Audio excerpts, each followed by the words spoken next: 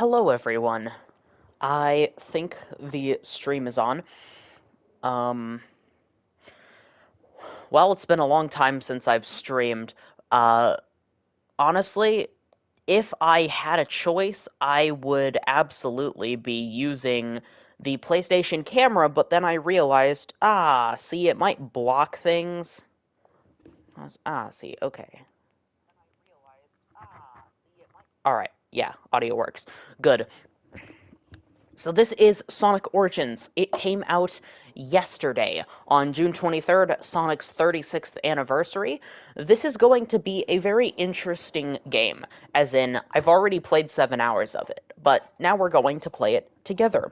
Right next to me, I have my Genesis Mini, not plugged in, of course, since the only thing I was using it for anyways was playing, Monster World 4. Yeah, and I gave up on that a long time ago. Anyway, Sonic Origins is a collection of the classic Sonic games, the four that people care about. Uh, Most people actually, how do I explain this? Some people are very passionate about these games, like, so passionate. To an extent that I can't even begin to explain just how much they care. It's really quite incredible. Especially Sonic 3 and Knuckles, you know? But yeah, this intro is really good. The emulation, actually, it seems like the PC version has a ton of problems, but that's frankly par for the course with Sonic games that get re-released. They usually have problems on PC.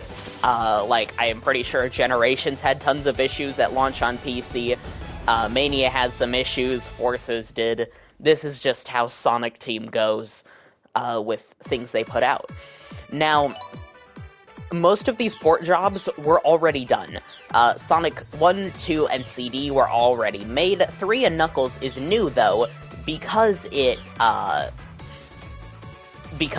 you know, Michael Jackson, which Yuji Naka literally just came out and said today, so that's nice. There's actual official confirmation that it was always Michael Jackson.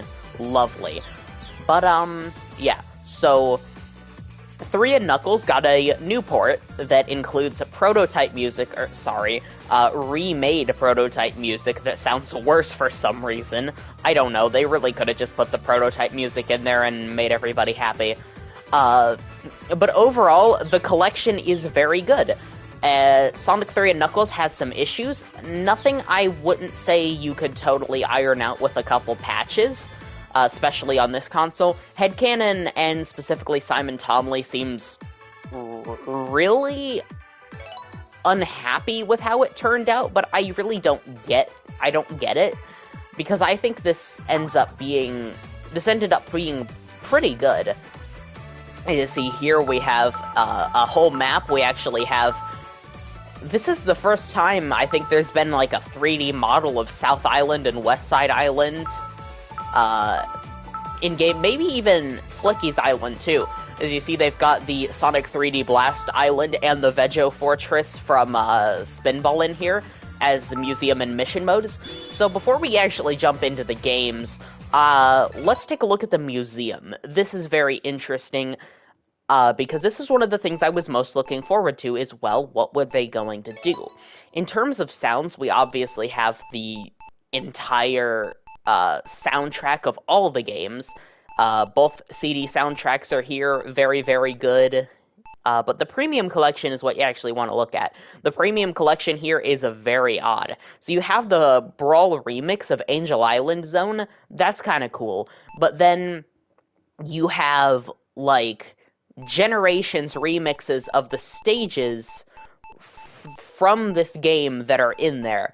As in, like, oh, look, Mushroom Hill from the 3DS version, Sky Sanctuary, Casino Night, Chemical Plant, Green Hill. Like, yeah, if you click on Green Hill, it's going to be created in 2011 for Generations, and it is the Generations music. It's kind of odd. I don't know why this is here exactly, especially when they could have added way more, but they do have, like, the Death Egg Robot and Big Arms boss fight themes, which are good because those are great renditions of those songs. But it's kind of lackluster overall. It's kind of sad. For illustrations, we've got, like, the whole manuals for, like, every single game. It's very cool. All the box art as well, some of the basic illustrations that were included in things like Classic Collection. There's a couple, like, Sonic Channel stuff and IDW things. It's just kind of too bad that they don't actually have any comics, because, well, Mega Collection didn't have comics either, but they had a little more. They don't actually have any of the real comics, or any of the mainline comics. It's all just the 30th anniversary classic ones. And in the premium collection, we've actually got, like, the Harmony covers and the calendar illustrations, which those are very cool. Those are things that we have not actually had for a long time. But overall, it's not too crazy in terms of, like, oh, well, here's, like, never before seen stuff in terms of illustrations. A lot of this has definitely been seen before, has been in other collections, actually. It's very nice to have it, but again, nothing too very special. Then we've got movies, and this is what I was looking forward to the most, because, well, you know, it's like, okay, cool. Well, what are we going to have in terms of movies? Well, we've got all of the Origin-specific stuff. We've got the CD opening and ending, and we've got Mania Adventures for the stuff that's just available. That is pretty cool. The Premium Collection, on the other hand, has the Symphony and some animatics. That's it. It's a little disappointing, frankly, especially since if you were going to put the Anniversary Symphony in here, but you're not going to include, like, all of the rest of the songs, that's just kind of, you know, you could have done a lot more. And that's kind of all there is in the museum, actually. Now, there are missions, and these missions are fairly interesting. I haven't actually played much of any of them, but I certainly will. Also got Boss Rush and Mirror modes for each of the games, and Blue Spheres, especially a brand new Blue Sphere mode. Now, if anybody can tell me how to actually input the codes correctly so I can, you know, play the game, because for some reason I can't. It just keeps putting me into this one. Yeah, they added a bunch of new types of spheres, too. Pretty cool, you know. But again, that's like the one thing they really added. They've also got the original No Way, No Way things.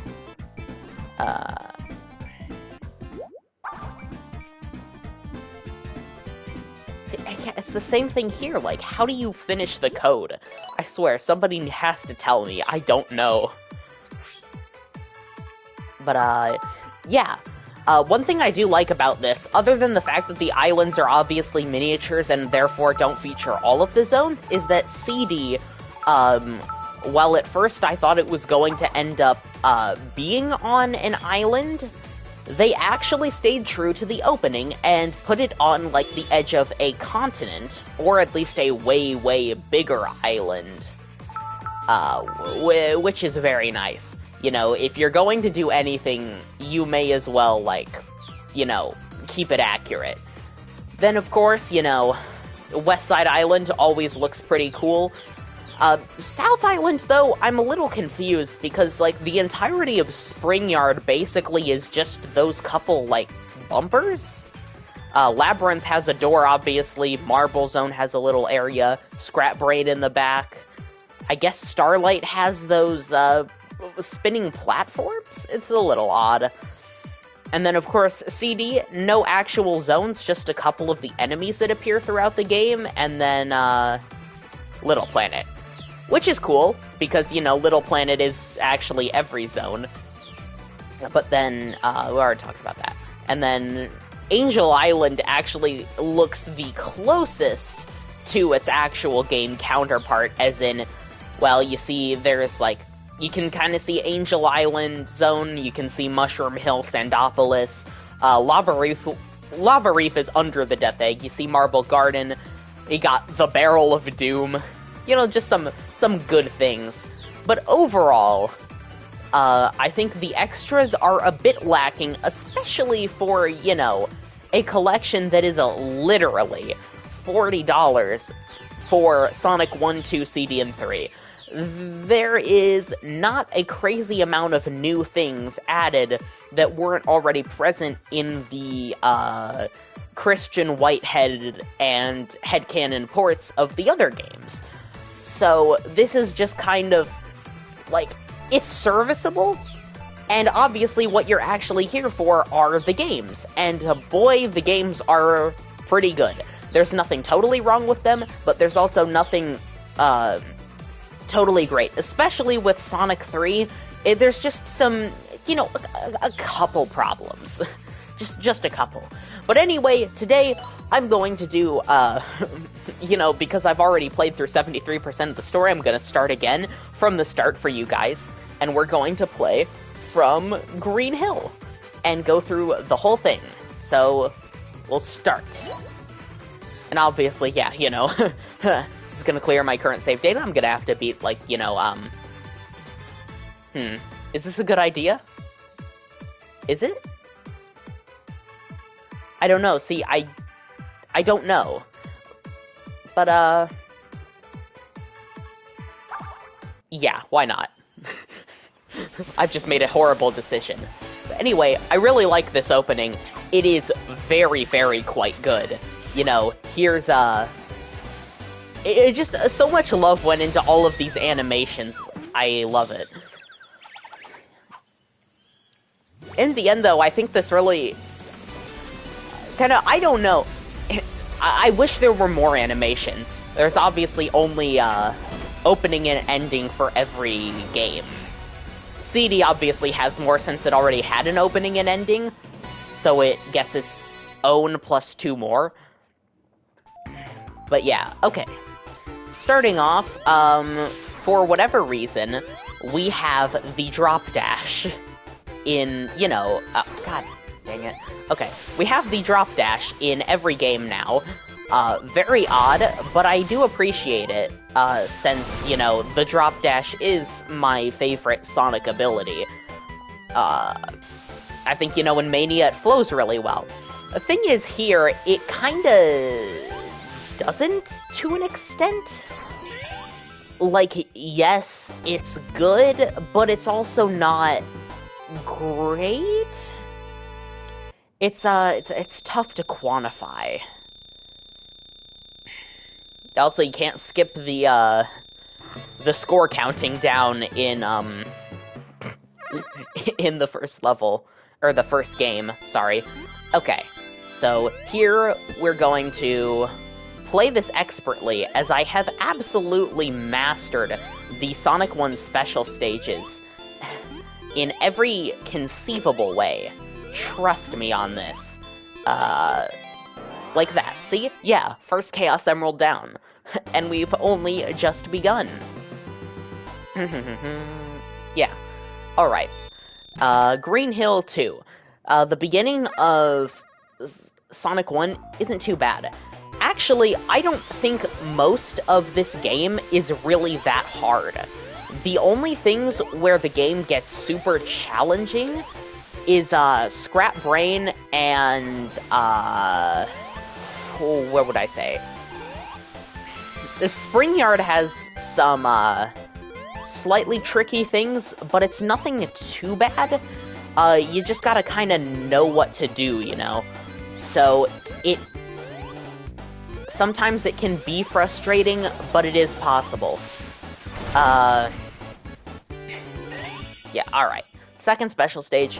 A lot of people say the games look blurry, and I won't deny the fact that there is a little bit of blurriness I can see right now, but it's nothing noticeable. This is just how the games look. when people basically say, like, oh, this is horrible because of the, because of what Sega has done to, the games, it's kind of like, well, you're not totally wrong, but I also don't agree with that line of thinking, Like, the games... God, I really hate these special stages. No. And we're not going to replay them.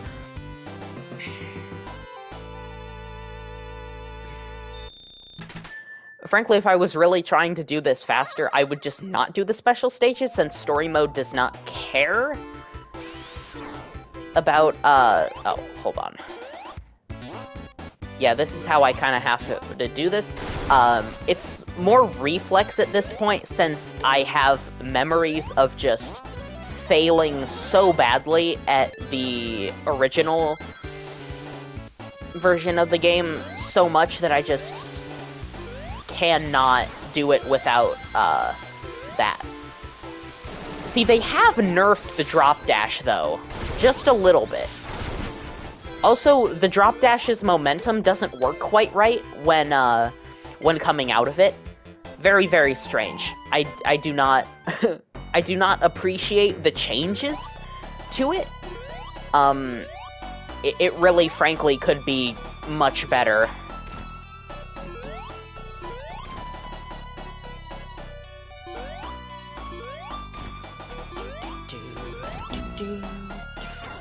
Okay, so... I think the boss I have the most trouble with in Sonic 1 actually ends up being Marble Zone. I just don't get it. Yeah, even Labyrinth, Labyrinth is rough, sure. Especially at that boss corridor, if you don't time things just right, it gets pretty rough. But also, it's not, this, it's not crazy bad. Starlight's boss is really simple. Probably the second easiest boss in the game next to, oh. Dang it. Oh, God, and then I don't even...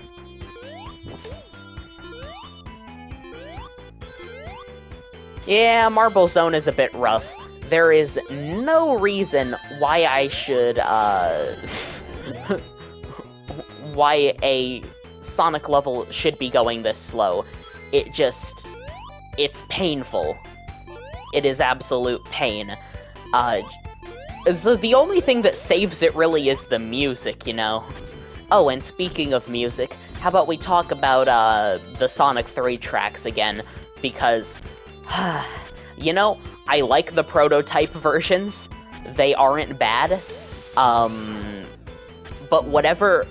Oh, God, that was close. But whatever, they did to them, they didn't seem to use the actual, prototype tracks, instead using the PC remasters as the base and running them through a Genesis filter. Which, while I admit, the tracks don't sound terrible, and frankly, a lot of people are just, dying from the fact that they're just nostalgic for these tracks in general, there is still undeniable problems, with some of the tracks. Specifically, I don't like how Launch Base Act 1 is pitched down for some reason, when the prototype track is pitched up and sounds way more cheerful. But frankly, I think a lot of the tracks fit way better than the final ones. I mean, you can't tell me that Carnival Night isn't just grating to listen to all the time. It is... Oh, it's torture. But the problem is, the final version that they put in,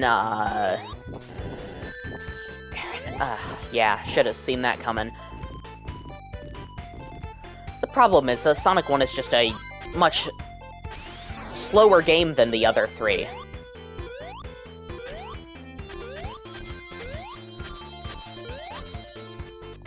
So while I can obviously appreciate Sonic 1 for other things, oh god!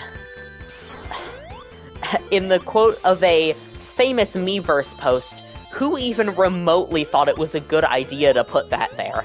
Especially after you already had to deal with the Caterkillers. But of course, the object is to prevent you from just holding forward. But of course, me standing outside of your house with a bat is also a trick to prevent you from just pressing forward. Yeah, Marble Zone is, I kind of turn my brain off, you know? Because it's... like, I've played Marble Zone enough now that it's got the same muscle memory that Green Hill has, and especially since I'm doing funny commentary. Well, funny is not true. This isn't funny, but just commentary in general. It's more distracting. But it's like, I swear, the level should have ended there, but then, oh, you get thrown back into the marble loop, and now have to do it again. Like, come on. You didn't have to make this the way the game worked. You could have just let it be. Ah, dang it. Alright, at least we got that. Because you know what we can do when we get that? We can just kinda, you know, bypass the, problematic sections. Ah, the thing is, like, yes, the level isn't actually any longer or shorter than the, you know, than the other stages, but it's just because of the boring nature of Marble Zone. It makes it feel so much longer, when absolutely it should not. Now, just a second. Thing's gonna close for a second. Should be back soon. In the meantime, I guess I'll do radio commentary. Just started Marble Zone 3 and killing a couple Buzz Bombers, jumping over the Caterkillers. It's back by now. Sorry if my constant string of slightly monotone commentary is annoying. I just don't know what else to do, honestly. I mean, if I can think of something else to talk about... Oh! Can we talk about PC elitism in the Sonic community? That's a good thing to mention, since apparently that seems to be where most of the issues with Origins is coming from. And frankly, it's weird, because it's coming from people who already own the games and specifically have Sonic 3 Air. Like, I will admit, yes, Sonic Origins is not the best version of Sonic 3. Sonic 3 Air still holds that crown. And, that's mostly because, well, one, it has better music, even if you're going to use the prototype music, which, personally, I like the prototype music better in everything except Ice Cap Zone Act 1. It just still has better music overall than the rest of the, than the whole collection here, because it uses the version of the music that people actually, like, you know, that people were considering to be okay to be, alright. Now this part with, spikes, you know, and then it just, okay. You know, sometimes you just gotta do that. You just gotta take it slow. The problem is, that's not, like, what I would consider, fun. Gosh, it's just, so many of those. Ah, damn it. Okay. Either way, we've got rings now, which is better insurance than a shield to me. Okay. Got through it. Yeah, overall, I am actually finding myself liking Sonic 1 quite a bit more than I thought I would. I have never actually, beaten Sonic... Oh, god. Uh-oh. Uh-oh. Okay. So in this theoretical situation, am I... Ah! Even though the spin dash never existed before, it seems quite useful here. Makes me... jeez. I do not like bat brains. They are... Oh my god! Please, leave me alone. Yeah, I don't like bat brains. Could you tell?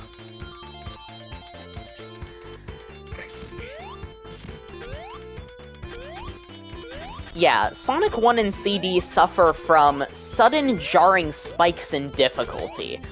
Sonic CD more so, specifically with the fact that the whole game is extremely easy up until Metallic Madness Act 2, where the game suddenly decides it wants to be a final level and goes extremely hard.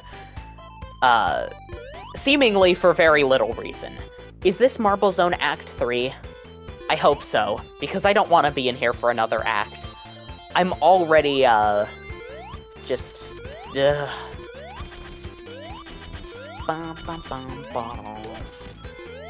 Gotta admit, the music in Marble Zone is quite fantastic. Oh, no, no, no, no, no! Oh, Jesus Christ! That's the only other problem with this level, is it does that sometimes, which, oh, for the love of God, please, just leave me alone. Sometimes it'll do funny things, like deciding to send you all the way back to the start of the damn level, just because you got hit with a spike once. This is what we in the game design business call bad. Also, yeah, okay. Yeah, alright, so for some reason, now honestly, I'm gonna say it beats me how to actually play this fight.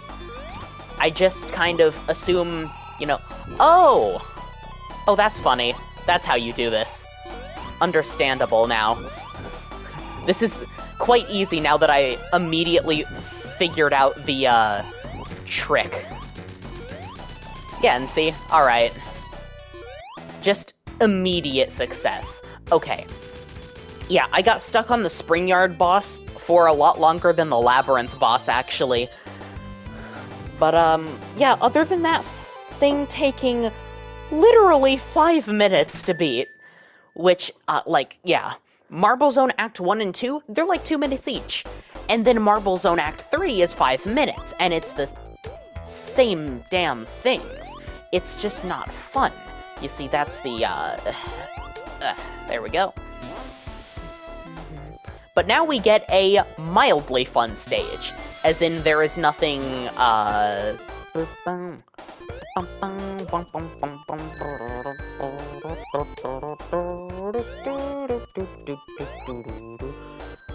Whew, good thing I avoided that.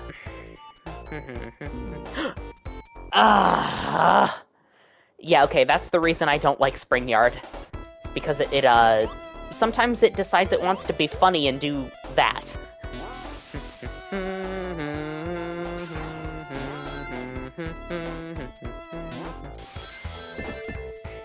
But, yeah, and then sometimes it decides to be funny and do that.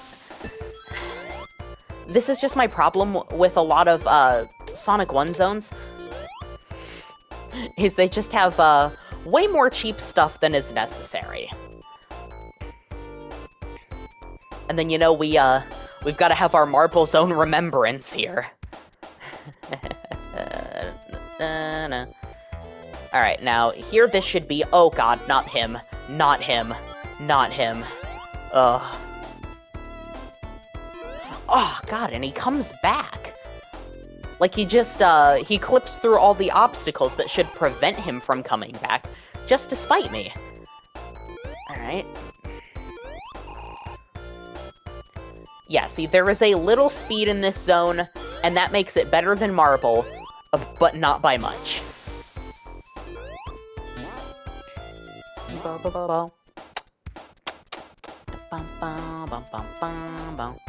Okay, now if I remember correctly, you absolutely do not get on the top of this because... Oh wait, no. That must be in another stage. Alright, let you go back, jump in.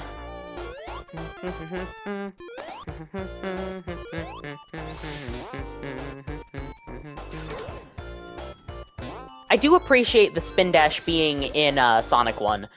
Not that you actually get too much of a chance to use it, since it really isn't necessary most of the time, since, you know, the game wasn't designed around it. But in the end, it actually does add a little bit to the game. Alright. Spring Yard Act 1 is complete.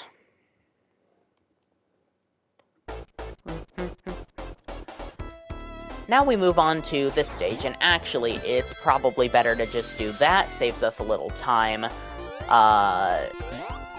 Yeah, I can't claim myself to be, like, a Sonic 1 expert, but I am much better at the game than I was the same time yesterday. Specifically because, I'll let you in on a little secret. Despite the fact that I've been playing these games since I was probably 7 or 8, I have never actually beaten Sonic 1, 2, or 3, or CD, actually, ever. I happened to be part of the club of never getting past Spring Yard Zone in Sonic 1. Most of that was probably thanks to the level, or the life system, which this game so graciously removes for Story Mode and Anniversary Mode, which is very, very nice. I mean, it makes the game so much more bearable, especially when you have to do trial and error, because, you know, when you say things like, what I'm talking about is the ridiculous amount of trial and error needed to actually learn how to beat the Death Egg robot. I must have spent probably over an hour and a half, maybe, playing Death Egg Zone alone last night to beat the Death Egg robot. And now that I know how to do it, I'm like, oh yeah, the Death Egg robot, that's an easy fight. It isn't too bad, honestly. But the fact is, it took me so long to figure it out. Countless lives. Lives that I would not have if it were not for, the, no game over system, that's in place here. Now, I hope that's the same place. God damn it. Okay. No. I don't actually care. It's very weird. Origins sometimes uses Sonic CD 2011 remaster sounds, which might actually just be Sonic CD sounds, and then other times uses Mania sounds. Like, that's a Mania sound effect. That is ripped straight from Mania. Don't ask me why, I don't know. Very odd that it is, frankly, given the fact that, you know, like, would it have really killed them to just make a new sound effect for some of these? Okay, now if I remember correctly, this part, kept tripping me up last time. Yes, this is the barrel I was talking about. Or, sorry, boxes. These aren't really barrels. So you basically have to be on this one to do it, because any of the other ones, they fake you out and crush you instead.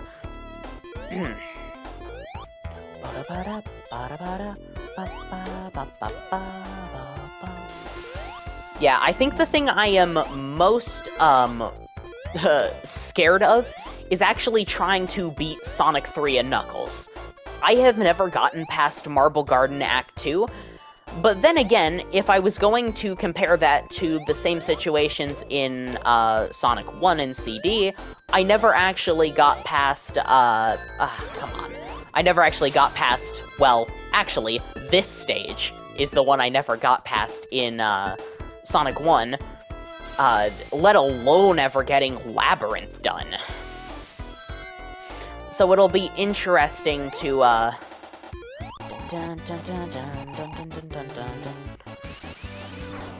see, and then sometimes it helps, because then I can just kinda...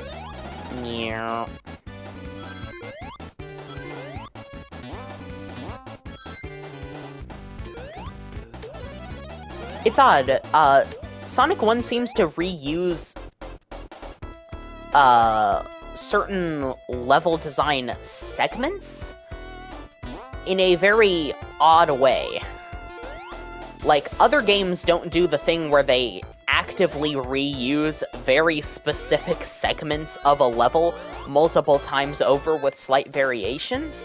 But Sonic 1 definitely does that, and it might have been the horrible time constraints the developers were under to get the game out on time, which is basically just a staple of the Sonic series. I don't understand why people keep expecting Sega to change. It seems like... Oh, here we are. Alright, we're almost at the boss. This is the funny section right before it, where you just kinda... wait. You get over here, and there's a very specific, way to do this fight. And it is this. Basically, if you can get Robotnik to come down on each corner tile, and basically just keep doing the same thing over and over again, you will be left with a couple, God, I did it again. You will be left with a couple to use at the end.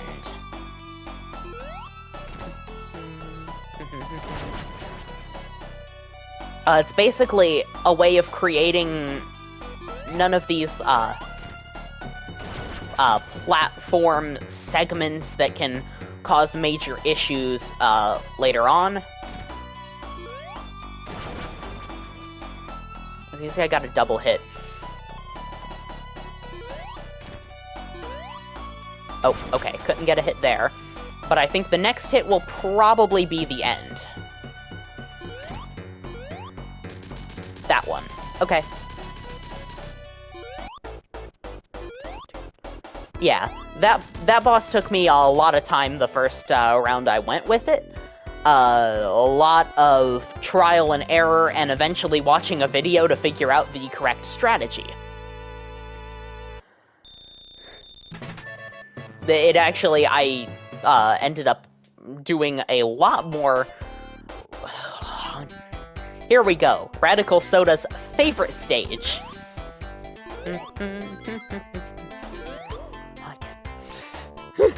I suggest you go watch Radical Soda's Labyrinth Zone song if you have not already.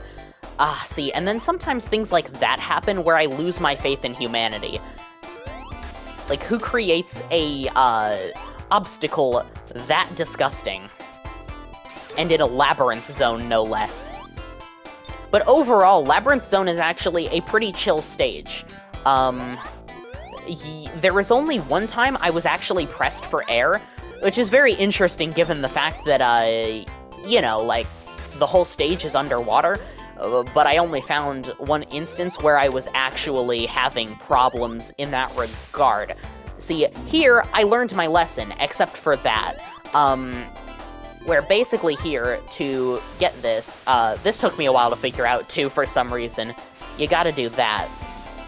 And that'll send you over here, where instead of actually having to go on the thing that's going to kill you, you avoid it, because, game design.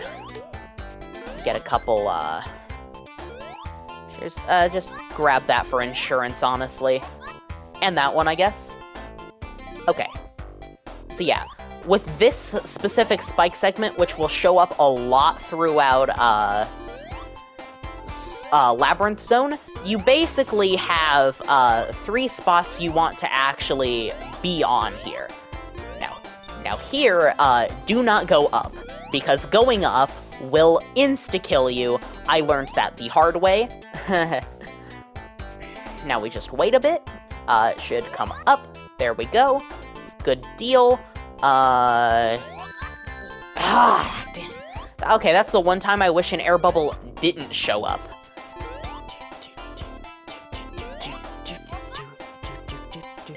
That actually caused me problems.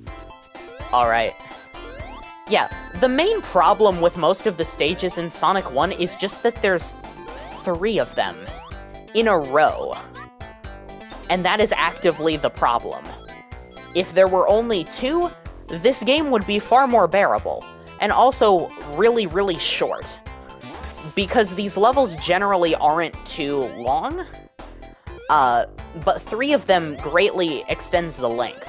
It's like, Metropolis.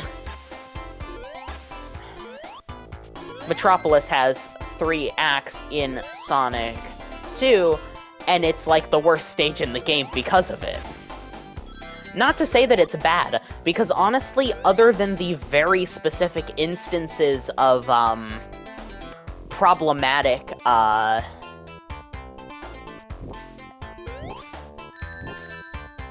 okay. See, I never liked that.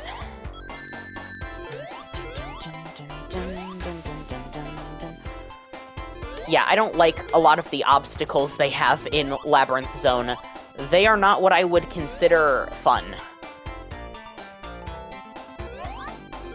That's why, getting through this stage, it's just such a great reward to be then thrust directly into, Starlight Zone, which is the second best level next to Green Hill, because it actually has, what was that main component of Sonic gameplay? Oh yeah, speed. Unlike the rest of these stages, which are kind of slow and plodding, by comparison to Starlight Zone, just kind of keeping a nice pace throughout it. Nah, I don't remember. Was Labyrinth 2 especially bad, or was it kind of the whiplash of getting used to the water physics that got me? I am honestly not entirely sure. So I just need honestly, I'm not exactly sure what I was, doing there.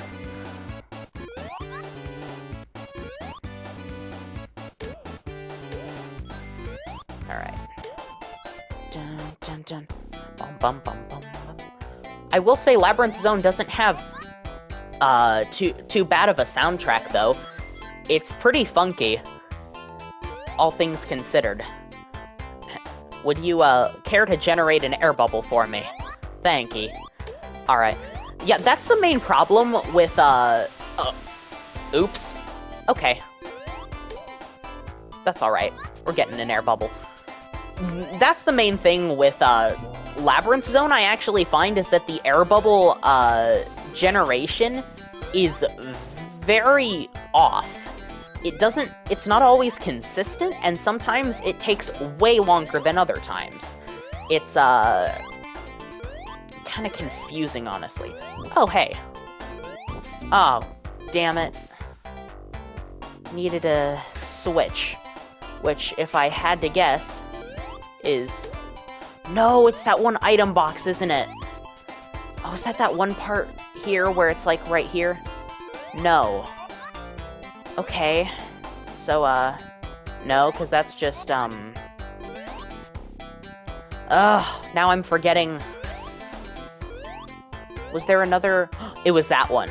That one had it.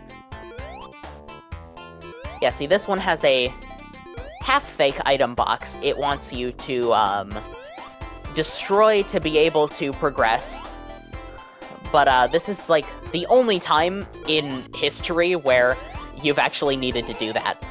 Other than that, I think that was, like, the one big, fake out with this level.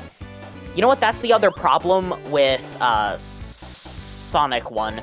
There isn't really that much in terms of, spectacle.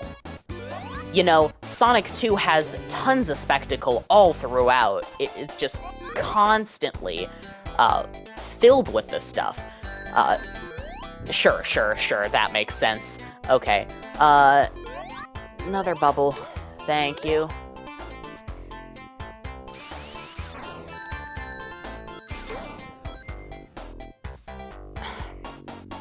This is a blessing and a curse, this spin dash of mine. It works way better in the games where it's actually intended to exist.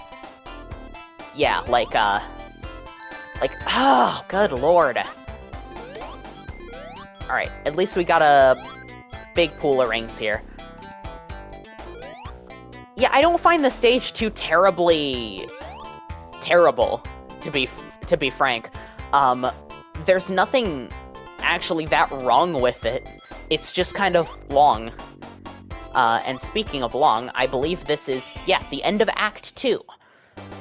Which means now we're getting on to Act 3, which has, like, the fastest thing in the entire game. Sorry, not game, this level.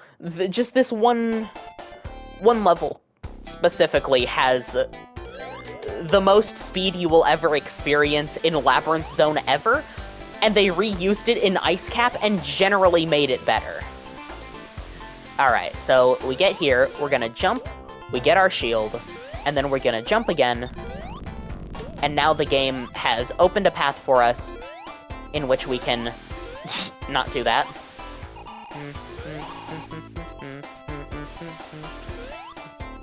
Alright, so then it does that, but then we have to run through. See, there was a part of this level that really got me. I kept dying, just over and over.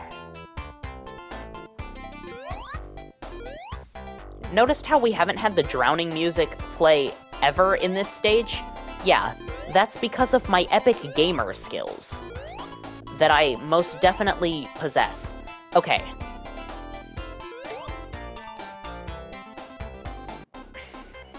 And just as I say that, we get our first, countdown.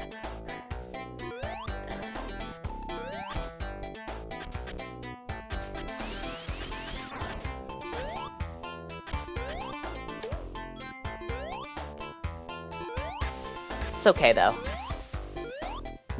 We're all good. Mostly. Okay, I take that back. We are not good. I repeat, we are not good. We have only 12 rings now, and also no shield. We lost... Are you joking? Come on. Okay. That was a bit rough. I didn't know those guys' spikes could hit. Like, they don't have a hitbox once you get through. Alright, that tears it. We're just gonna, you know...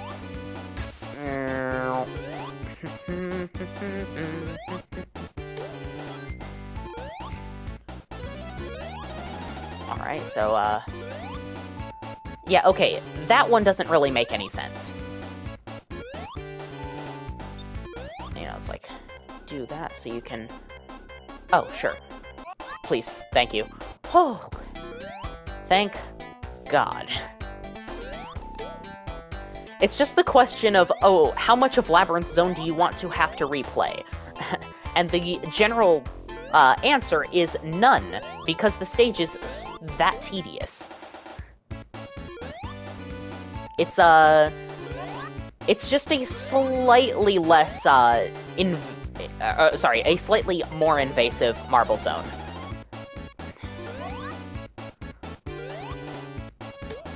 Alright, we just get the Orbinaut right away, and we can... Dun, dun, dun. Bum, bum, bum, bum, bum, bum,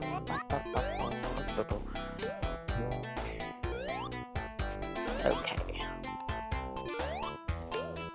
And if I remember correctly, there should be an actual point to this part of the stage? Right. All those things we avoided on the bottom, we now have to avoid again to get to the next part of the stage, by specifically using our epic gamer skills. Those I previously mentioned will now come in handy once again as we get close to the surface? Yes. Okay. Whew. You know, gives me a panic attack every time. Then we reverse this. We reverse the polarity! And we're gonna go up. Now this is funny because it's... yeah. It's just that. Ah! Now here we are. The boss. Now look what you've done!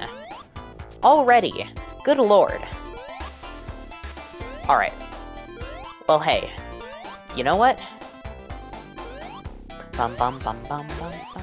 This is actually the prelude to the real fight, which starts once you get to the top of this. The real fight isn't actually a fight, it's just a more involved, tunnel chase. This time with, everybody's favorite, bastard, Dr. Robotnik.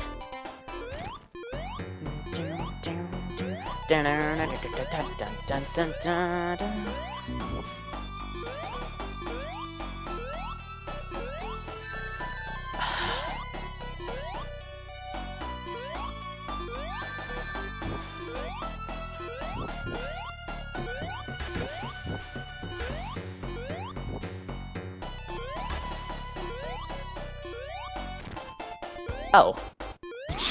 I was really clenching right there. I was not, you know, I actually didn't die. That is impressive. The first time I died, I think I died once to drowning because I missed the original corkscrews going up. And then the second time I died somewhere else. Oh, but now, this is like heaven, comparatively. Just, oh my god. It's like, oh, great music, calming things, a sense of speed. It's just the greatest reward. And frankly, this is why I enjoy Sonic 1. Because for all its flaws, it still has really great moments. Granted, not as much as Sonic 2 or 3. And, CD is just so much of a... whatever Sonic CD actually is. I really don't know at this point. I have tried to understand Sonic CD so many times in the past, and every time I have really failed. It just... it's so weird. It's so weird in so many different ways. But, yeah, Starlight Zone is basically the calm before the storm. As I envision it, basically, Spring Yard, Starlight, and Scrap Brain are all essentially the same city. Spring Yard is kind of the the residential area that's actually finished. Starlight is under construction, and Scrap Brain is kind of the center of Robotnik's operations. I really like the world building in all of these games. CD doesn't make too much sense, but when you go to the past of each area, you kind of get a better sense of, just the whole thing. Which we will be doing in just about 5 levels. 6 levels, actually. Final Zone counts as a stage, I guess.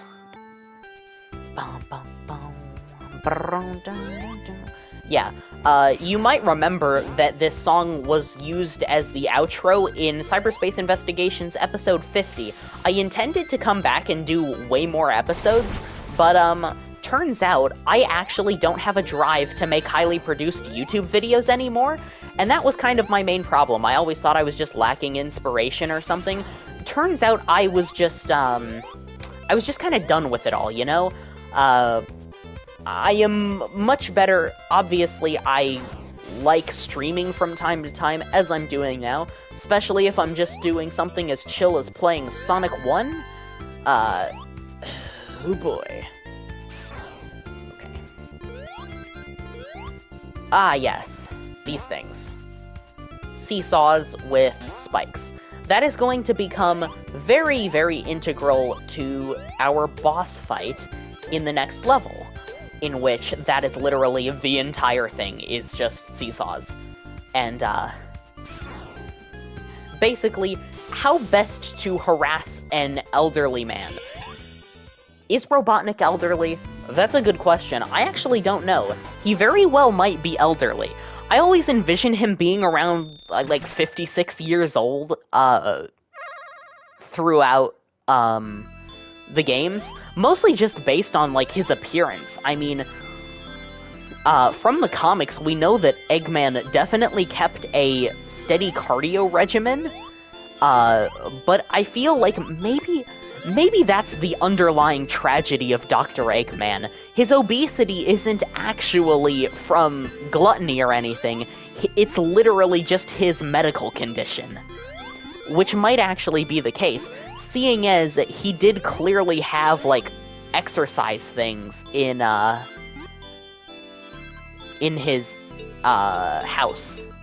In the egg carrier, sorry. He had, like, a whole beach built out, and, like, dude. It's like, okay, but Eggman also never goes outside. That is because he uses Discord.com. I'm joking, of course. I also use Discord. I definitely go outside, though. That's for sure. This is my problem with these special stages. Like, at least with the Sonic 2 special stages, you have a little more control. Especially if you're playing Sonic alone and you don't have to deal with Tails screwing everything up. And Sonic CD's special stages are quite nice. It's just these ones. Now, okay. Now we got a coin bonus. Those coins are used to purchase extras. Or retry special stages in the event you don't beat them. But here we are, Starlight Act 3. Yeah. Frankly, past Green Hill gets the obligatory favorite stage moniker from me, just because, well, you know, in terms of actual quality, Green Hill really just is that good. But the, in terms of non-Green Hill, because, I mean, at some point, you can't really count Green Hill as in the same, like, pantheon of stages, because Green Hill is fundamentally so different from everything else in the game that it's an aberration, to an extent that it probably shouldn't be in the running. Because obviously, if you say, well, what's the best stage in Sonic 1? Well, it's gonna be Green Hill no matter what. After that, it's interesting, because all stages have slightly similar... Oh, of course. Have slightly similar aspects, and... Oh my god. Yeah, that's the only problem with this stage. There are no enemies you can actually just kill. You have to wait for the bombs to blow up, or for the, oh, what am I talking about again? Or for the, Orbinauts to lose their, spikes. That's basically, the whole deal. And then there's the question of, oh, we're at the boss. Alright.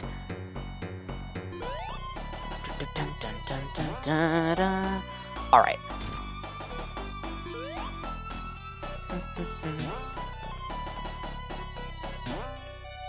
Alright, see, if I was better at, gaming, I would have gotten this easily. But see, now we do the strategy of playing the game correctly. In which, you know, there's basically two ways to beat this fight. It's either do it yourself or make Robotnik kill himself. I prefer a mix of both, frankly, because there is nothing, too inherently advantageous... Shut up, we won't talk about that. There is nothing inherently, different about doing it either way. You just kind of do it, you know? But yeah, he's beaten. Last traditional boss of the game, down, done and dusted. We've got, three more true acts to beat, one of which is Labyrinth Zone Act 3. Labyrinth Zone Act 3. Ugh.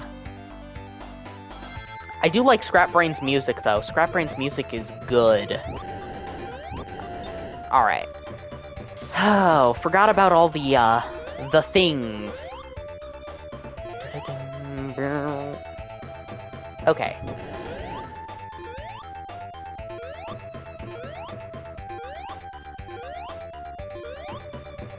Alright, here we go.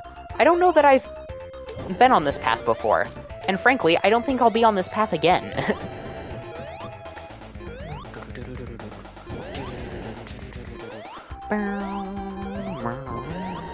It's kind of... You know, I like this theme for a final stage because it's so different. It's kind of whimsical in the wonder of the industrial wasteland. It's pretty cool.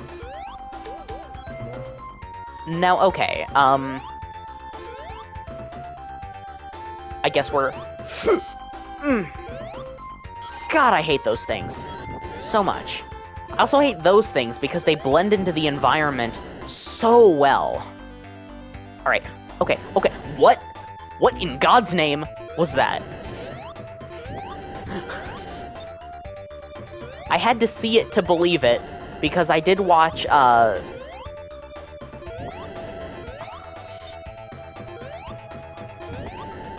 Okay, finally.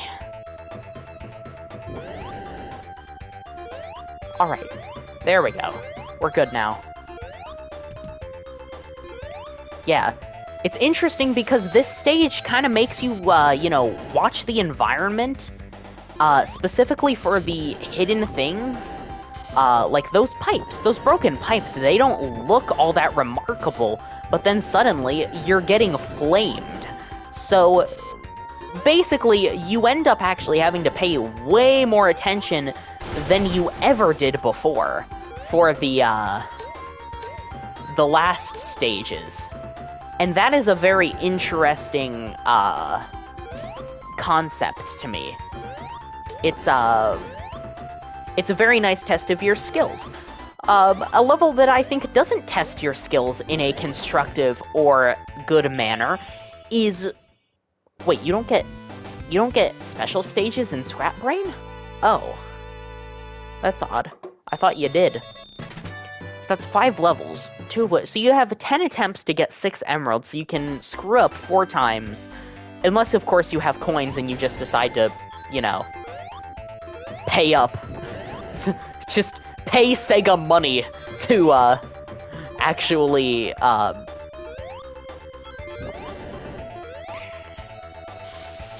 Yeah, I think Scrap Brain is a really good final level. It doesn't have too much speed, but it actually makes more sense in a final level, and so therefore Jesus. Okay. We got this.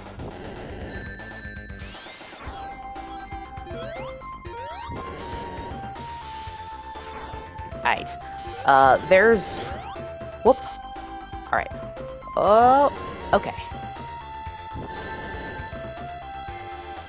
I don't quite remember if, oh, Lord.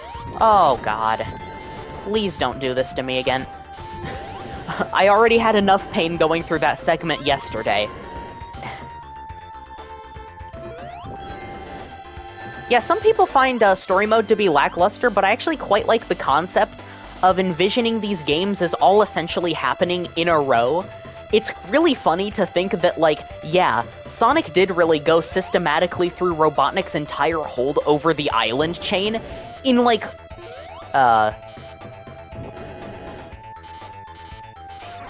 okay. Oh. Oh, dearie me. That is a lot of bombs.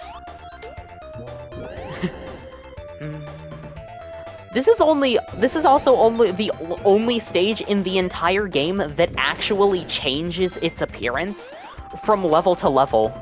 And it's quite fitting, because I think this is a level in which you would actually need progression between like, city versus factory, or at least outside factory versus inside factory. I hate these bombs. They're such a pain. And they just make the game slow to a crawl all of a sudden. Where elsewhere I was totally fine. Do-do-do-do-do-do. Oh, hey. What do you know? Bombs. Oh, rings. I can finally stop moving at a snail's pace. Yeah, that's the thing. Whenever I don't have rings, I get very, very defensive with my, playstyle. Okay. Also, I think I still find it funny how the last few levels are shorter than Marble Zone Act 3. Marble Zone Act 3 is really where my entire problem with this game comes in. Okay, our first actual cutscene, and look where we are. Oh shit, it's Robotnik. What's he gonna do? Oh, he hit the time crunch switch and sent us all the way back to Labyrinth Zone. And honestly, I'm gonna say I don't mind this stage as much.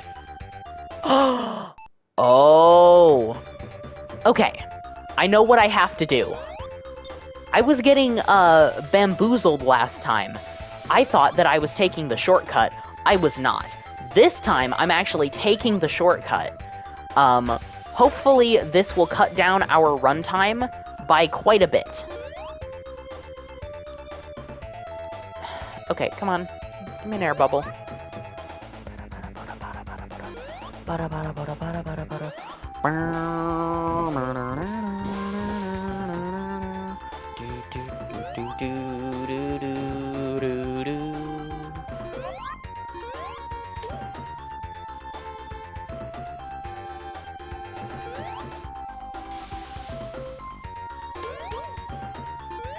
I do think it is generally necessary to do kind of that rolling thing I was doing, you see? Because a lot of these enemies, especially since they decided to bring back Labyrinth Zone, which had some of the worst enemy variety in the whole game, in terms of just kind of, you know, cheap shots stuff. Now, come on. Be a... Oh. Oh, good.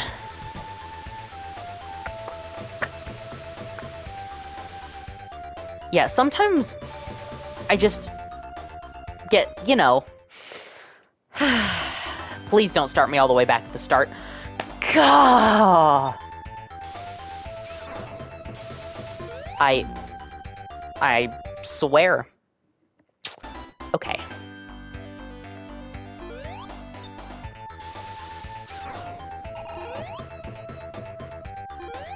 Really? Okay, guess we're taking the normal path then. Ugh. Oh, for the love of God. I hate these guys. Because especially in this level, where everything's like gray, you can't see shit. And it makes it so much more frustrating to play. I don't know. I guess I'll go down. I don't remember what I did last time in this level. Probably doesn't matter anyway.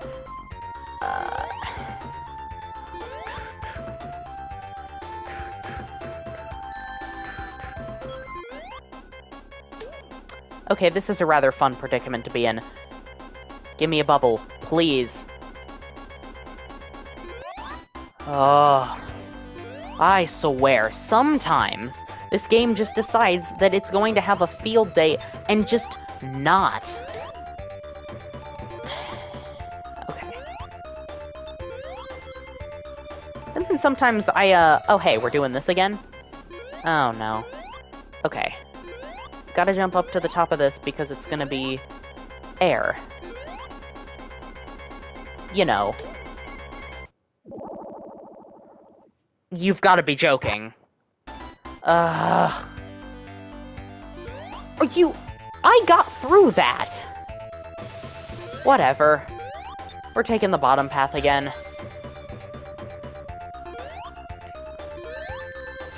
Okay, sure. You know what? If the controller would actually function... Sometimes this is another problem with, Sonic Origins. Sometimes the controller just decides it's not going to actually register what I'm doing, and decides instead to just not move.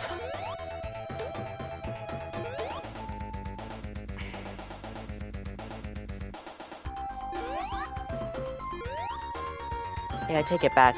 This is the hardest stage in the game, just because it's like the other most challenging part of the game, but screwed over. Okay. I'm not even going to attempt to understand what just happened there. Seems like I'm about to, die again. You know, from the same thing that killed me last time, because I'm just that much of an idiot. Okay. We're gonna take the top path, because that one seems to work better. Bottom path might be shorter, but at least I can actually do the bottom, or the top path a little bit. Not too much, though, because I can't really do much of anything in this stage. It's just, constant pain, you know?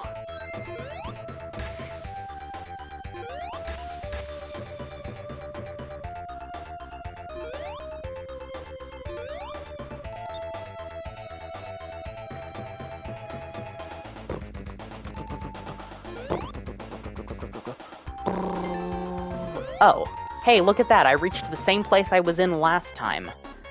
Except I actually made it to the bottom before drowning.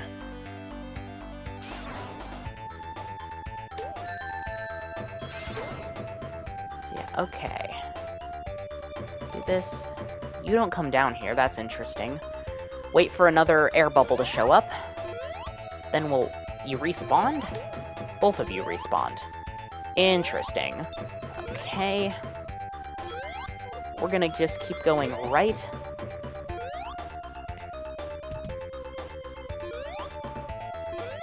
It's like, you know, please generate an air bubble for me. Oh, God, I hate this stupid mechanic. This is like, they got this and they took it for, wait, and then I'm just back in this place? You gotta be joking. Ugh, okay. Fine. Oh, for the love of God.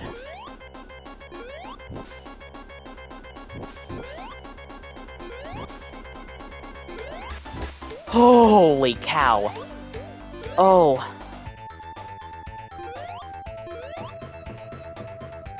You ever heard of pain? That's what I just experienced right there. Okay, I remember this section now.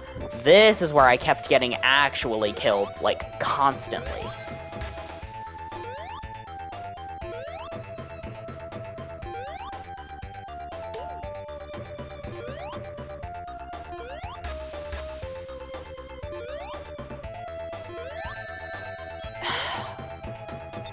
I couldn't even bother to kill the actual enemy I needed to...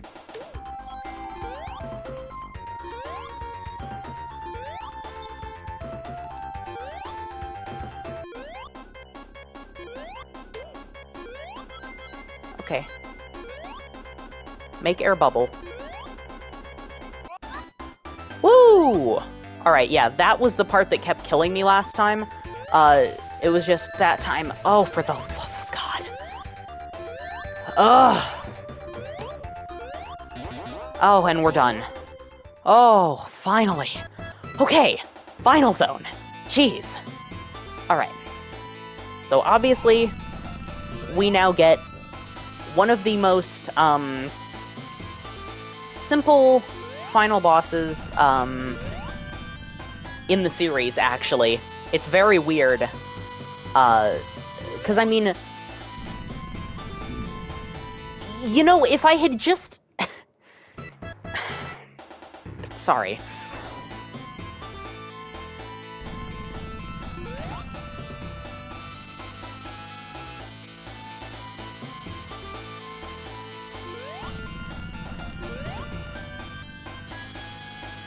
Alright.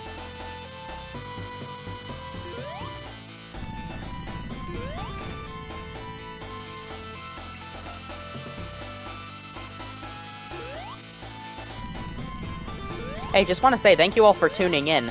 I know I haven't done anything in a long time with the channel. Not really, anyway. But, this is a pretty... Yeah, a fun time if I had just... Ugh! God damn it! Sometimes I am just really brain dead, you know? God. Okay.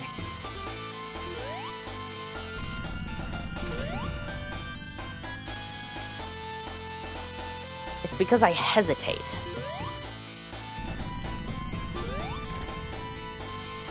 Hesitate too much.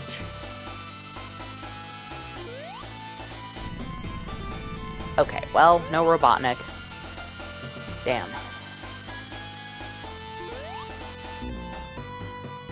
I swear to God, you can't... Ugh, Jesus. Alright, that is not okay. That is a certified terrible, What? Sure, hit me through the floor, that's fine. Alright, fine.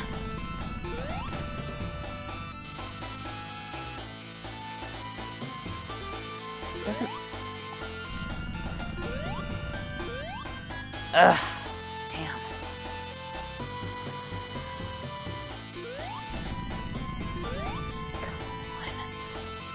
idiot. Just generate where I need you to be.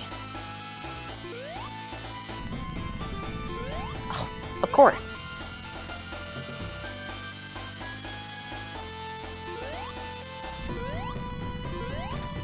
Okay, got a hit, finally.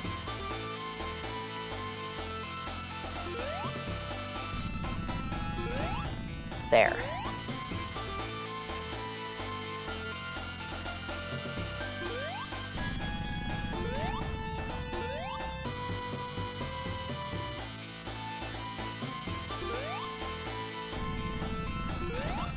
Oh, this seems like a fairly easy strategy. He's not generating anywhere else right now, so I might as well just keep doing this for the time being.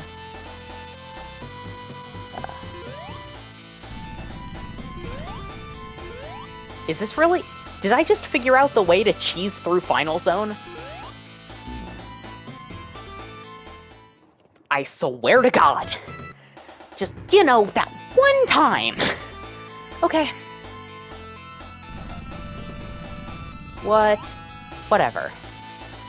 It's okay.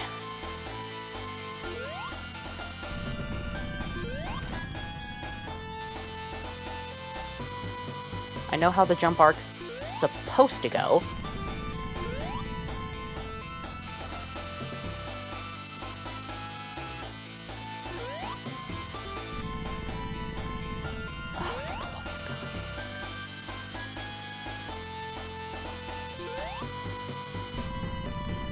There we go.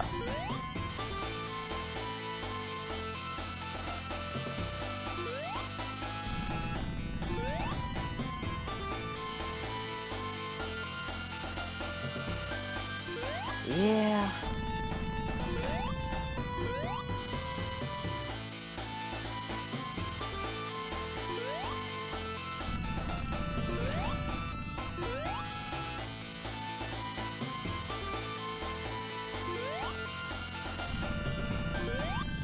Oh well.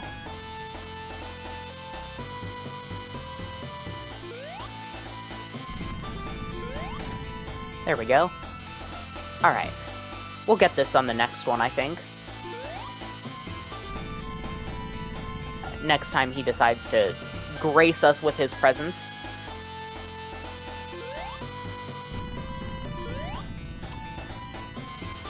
Really want to stretch this out, eh? Alright. That's totally fine. Okay, not the next hit, but the next one. This time. Okay, next time will be the final hit.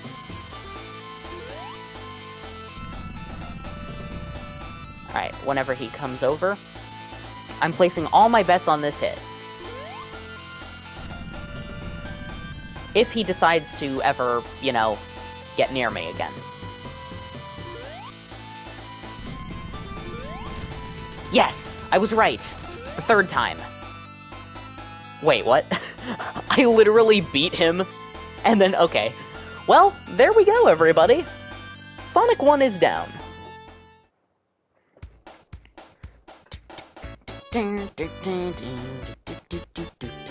Now, story mode does this funny thing where it just, assumes you got the Chaos Emeralds. I mean, I got 2 of them, but, it wasn't like, I got all of them or anything. It gave a good ending.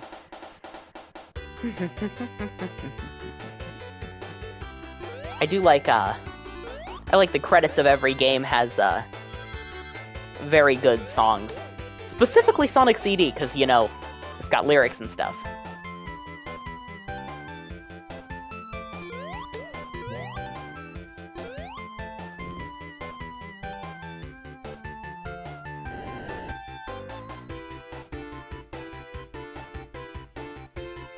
Yep, we got our extremely tiny team.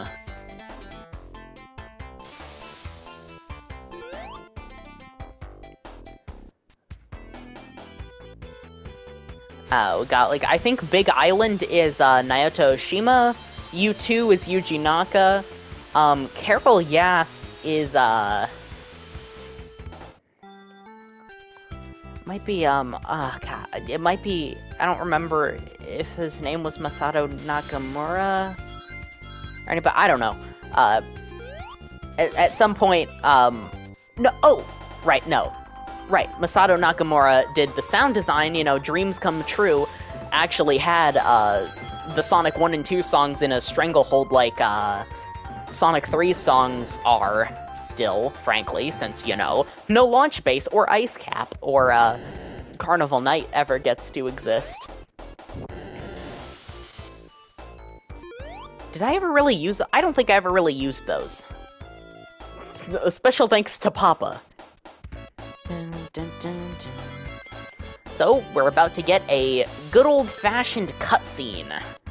Fully animated, actually 3 of them. You know, the Sonic 1 ending, the Sonic CD beginning, and the Sonic CD opening. Yeah, screw you, Robotnik. You can keep the Chaos Emeralds for all I care. Not like you could do those mazes. You're round. You're too round for them. And here we go.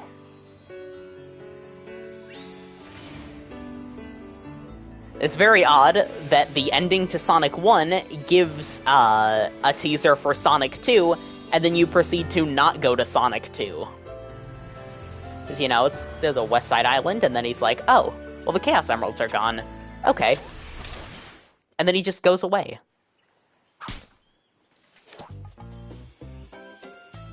And then, of course, Amy Rose. Just here, doing things.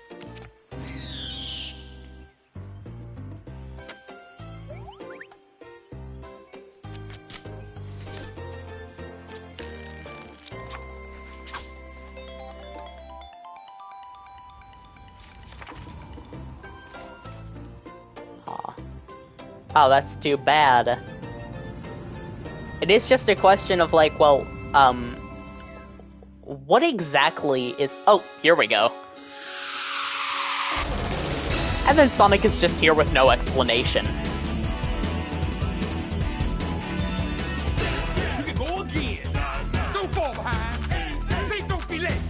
I guess, so, like, did he follow Robotnik? Because clearly he was supposed to go to West Side Island, following the Chaos Emeralds at least.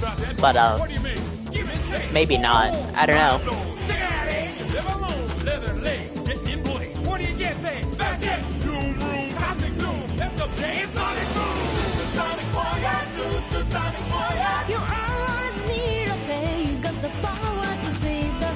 This song is so good.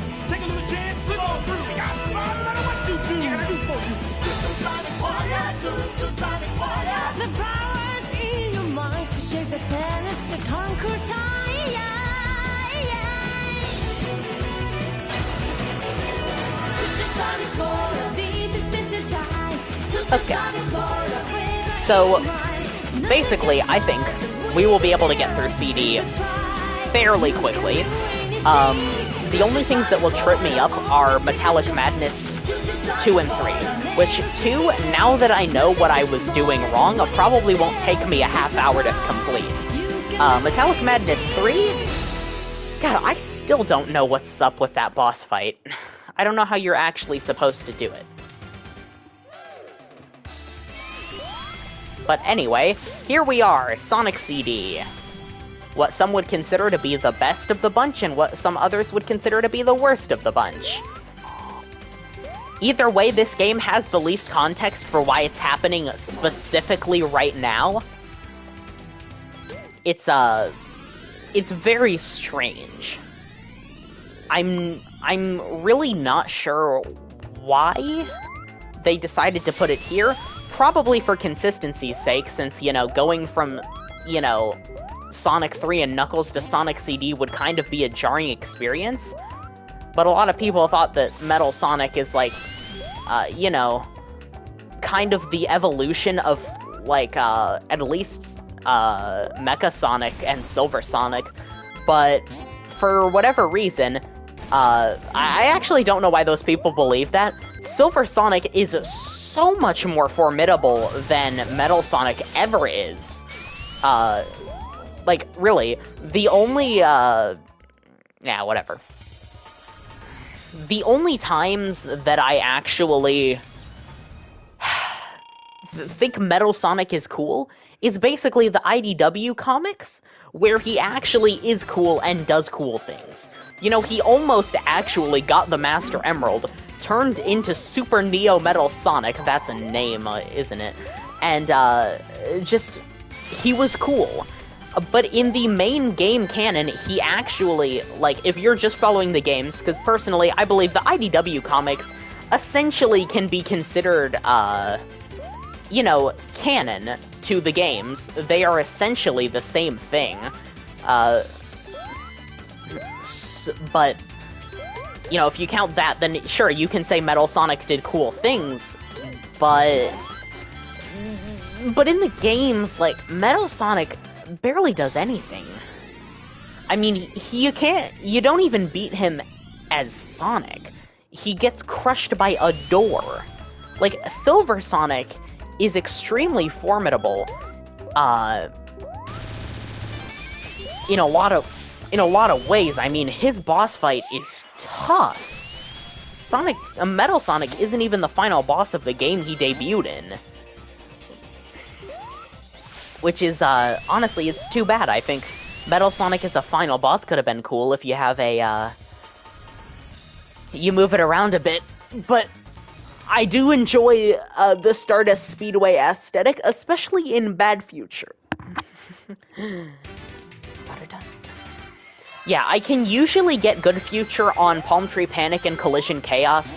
I have done it on Tidal Tempest before, but I've also encountered quite a few, problems with, Tidal Tempest, specifically with the water currents and stuff. Past there, I don't bother, mostly because I've never bothered, looking into what Quartz Quadrant would take, and Wacky Workbench is just so bad.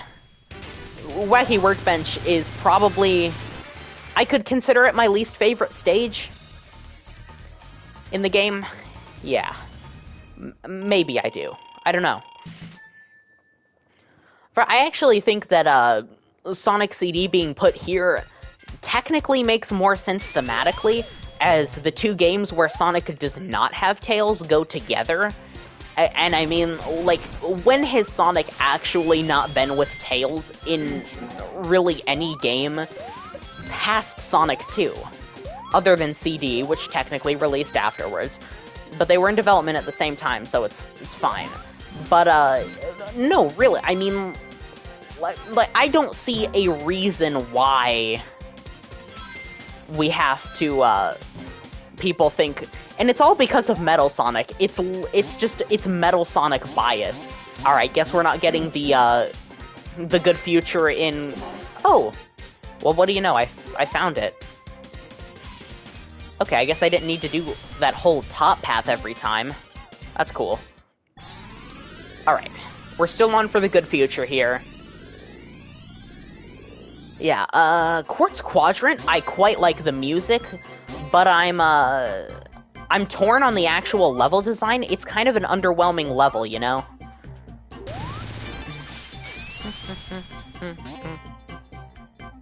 Don't ask me why the robot generator destroys all the robots. It's not like the robot generator is powering them. The robot generator is broken by the time of the present anyway, so it's not like it's essential for the Badniks to be,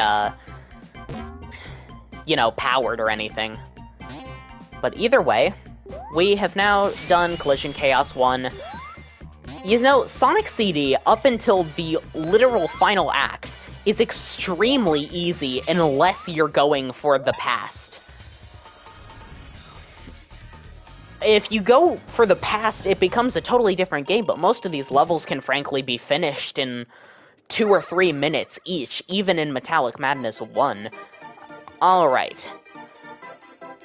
I am not terribly good at these, but I figured, why not give it a try? I do like the music in this one, though. Oh, if it didn't put me into the water, at least. Ah. Yeah, some people really think blue spheres is like the worst thing to ever exist, But Blue Spheres is the one special stage I can legitimately say from the classic Quartology that I enjoy playing. Because sure, I can, like, do this, but I do not like doing it.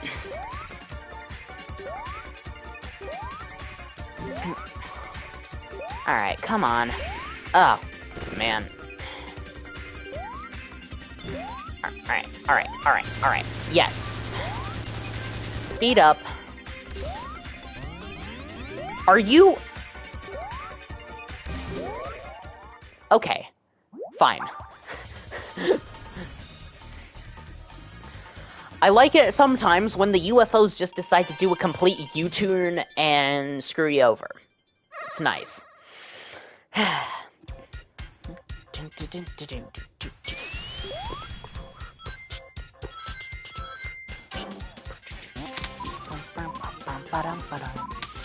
Alright, then we come through here, strike down, I'm supposed to kill that guy, not get killed by him, and then essentially just, we'll be here a minute.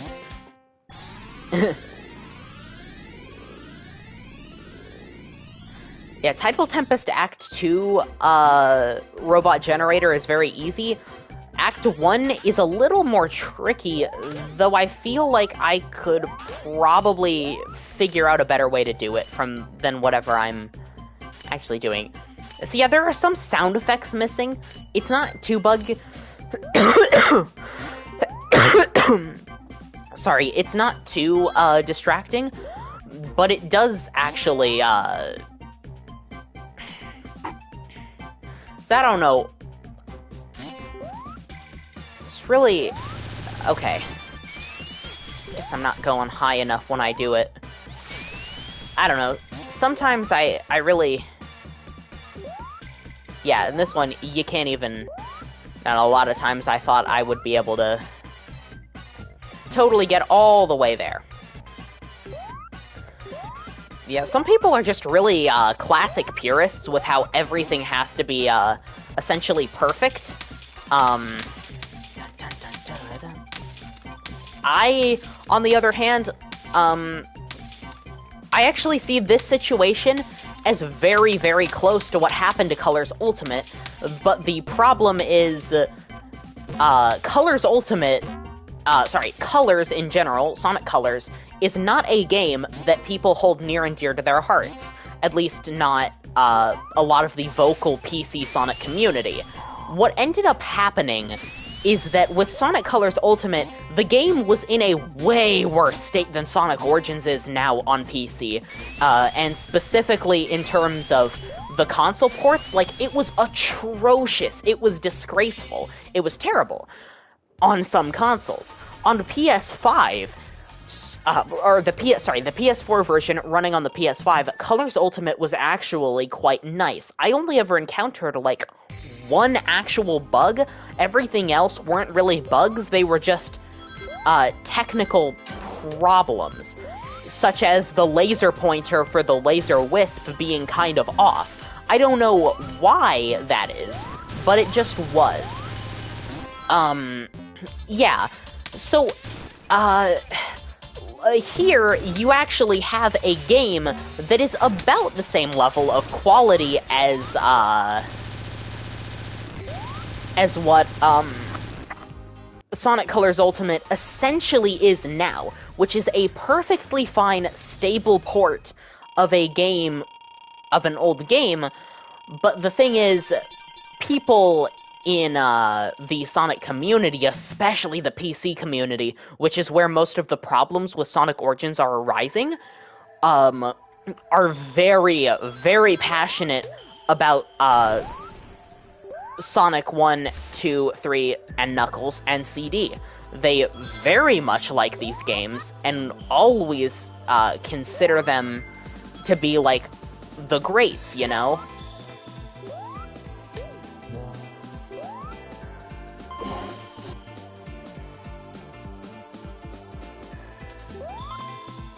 Alright, well, hopefully, okay, there we go. Okay, well, I'm gonna do, seeing as how I am most of the way there. I am going to do Quartz Quadrant, or sorry, Tidal Tempest.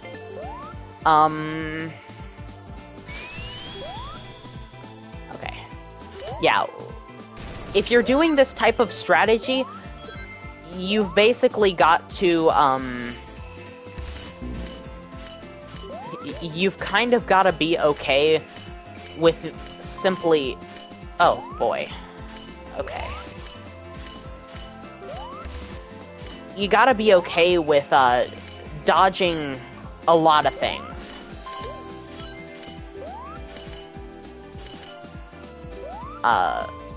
And just avoiding tons of, No! Alright.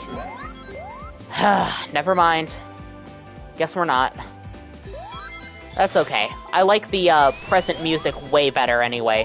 It's so nice. The past is just, it's like prehistoric cave music, but that isn't, very good compared to just the absolute, see? Oh, good. It isn't, that great compared to whatever we're doing, the song now, the present song. Yeah. Yesterday, I didn't get it either, so we're all good.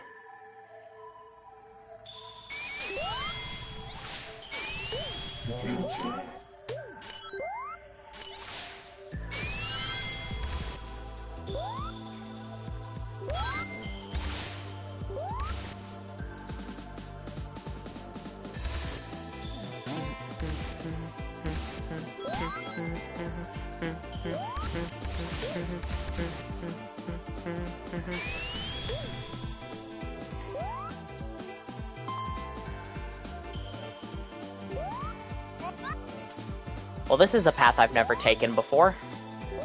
Interesting.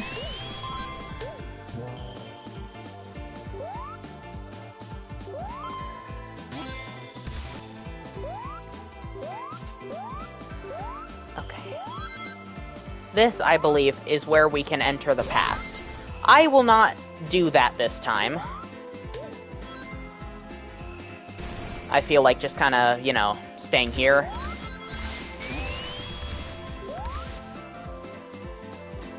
Ah, a set piece. Haven't seen many of these so far in the game so far.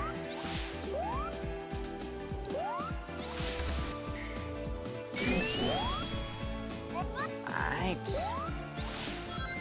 Through... Oh.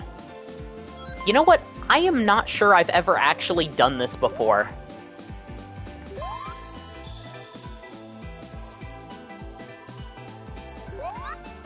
I'm just making sure, honestly. Oh boy! That was a close one. That could have gone grossly wrong. Okay, I take it back. The past version of the stage is absolutely better. I should not have jumped into that ring. I'm sorry, it was habit. Shabbity-bap-bap. Okay. Alright.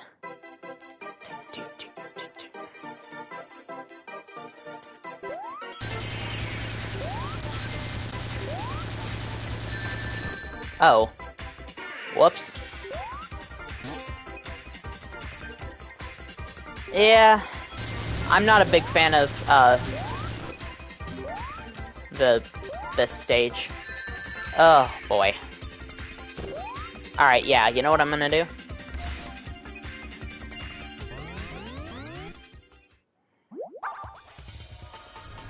Teleportation, yeah, wah, shabbity bap bap.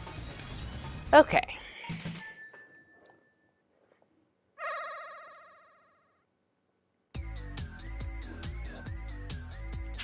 Alright, just a second. Gotta,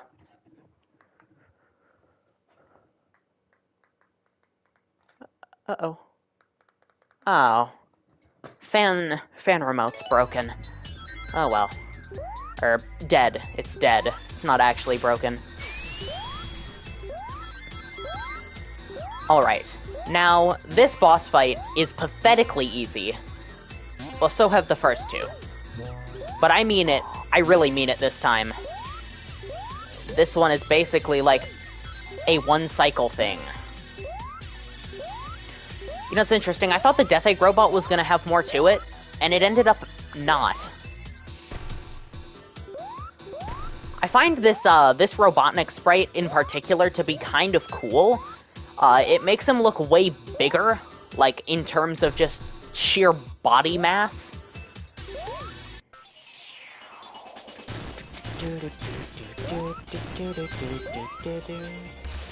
Alright. Here, over there. Alright.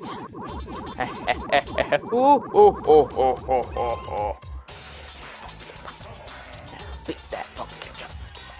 Work that funky jump. Now work that funky jump.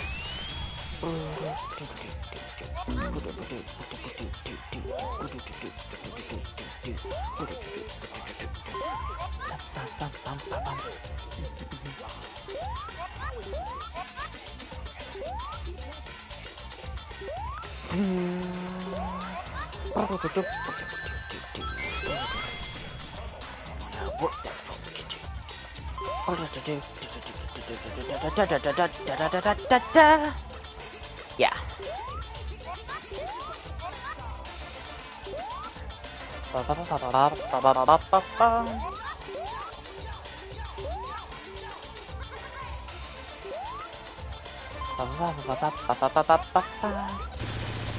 There we go.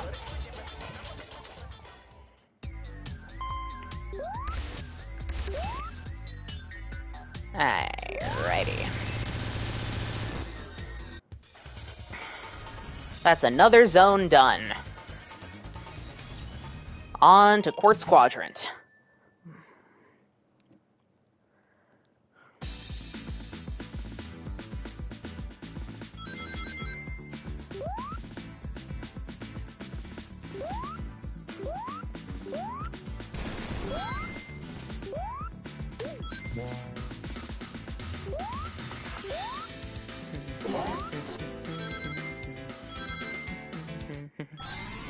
Alright, that's nice.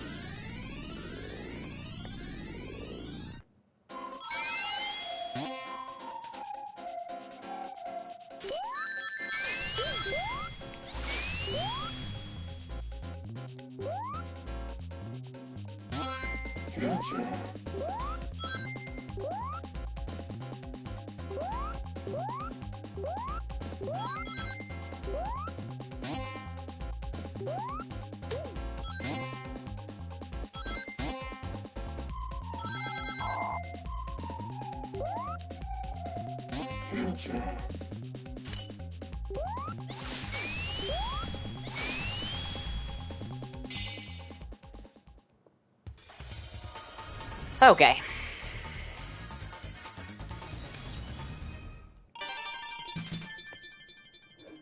think I absent-mindedly used the drop dash a little more.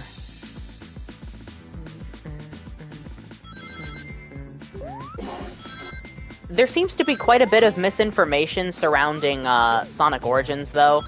Specifically, a lot of people think you physically can't get the Japanese soundtrack. I mean, obviously, the first thing I did when I booted up Sonic CD was try to get the Japanese soundtrack, since, you know, it's good. And, it wasn't, it was in the options menu of the game, and I can understand how people could miss that, but also, like, my man, it says options menu, and you proceed to not. Just, no. I'll believe the whole, you know, it just isn't here, sort of thing. Okay.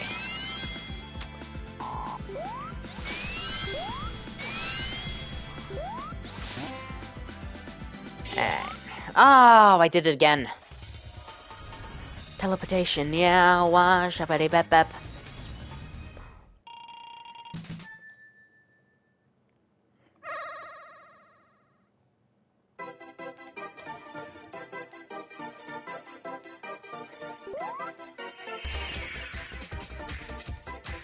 Wait, what?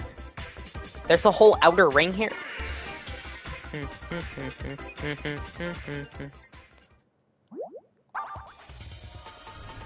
Teleportation, yeah, wah, shabba bap bap. Okay.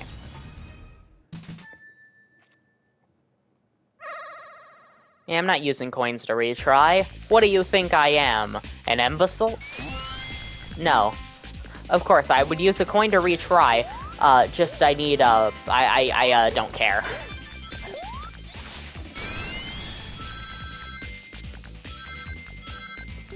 Okay, it's time for the best boss in the whole game, the treadmill.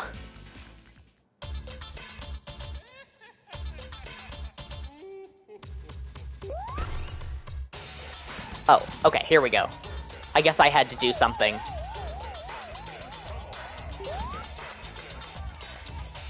Yeah, this fight is actually quite easy if you just kind of, you know, realize, okay, you gotta do this. Sonic will always snap back to that one position, so you just kind of let go of the D-pad, let it not do that. Don't let it do that, please. You could do something like that, too. Just be a little more cautious, I guess.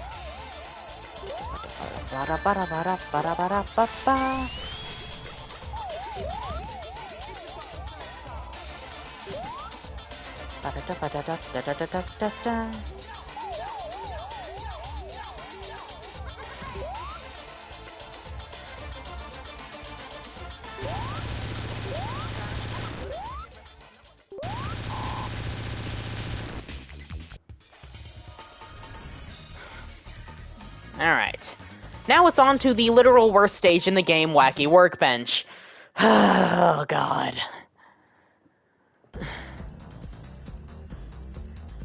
I don't know which version of this stage is better, because I have played, I know the Bad Future version is just abysmal, though.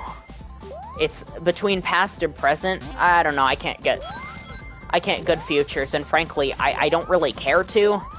Especially on a stage like this. Ugh. I mean, I might someday if I want to ever 100% the game, but I also don't really have that desire.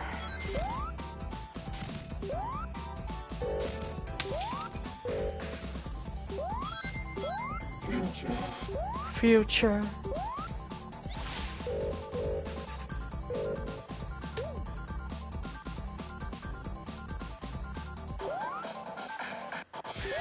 Oh, God. Yep, that's... I thought that was gonna go out quicker.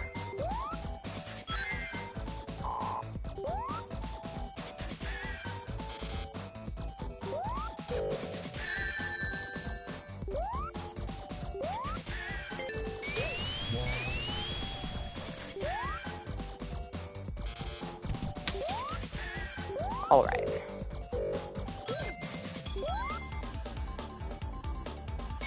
Why does this look identical to where I was before? Okay.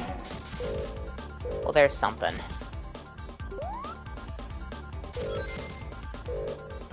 Yeah, the later stages in this game have a lot of things that essentially amount to, where am I? And as a avid player of games that generally work, I don't like it. Alright. We're 1/3 done with the nightmare. Oh. Why am I getting Johnny Depp Amber Heard things? I hate those guys.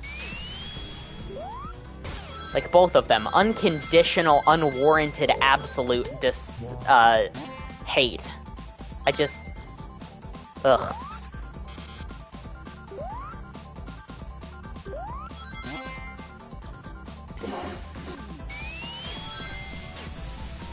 Oh yeah, this is where I got into the past last time. Never could find the generator, though.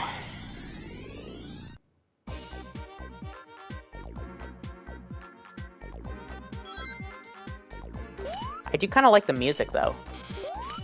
Like, some people ask why the past music, sounds so, so different, in this, and, well, As somebody who spent a lot of time playing the 2011 version on the PS3, this is literally the same thing that happened in that version.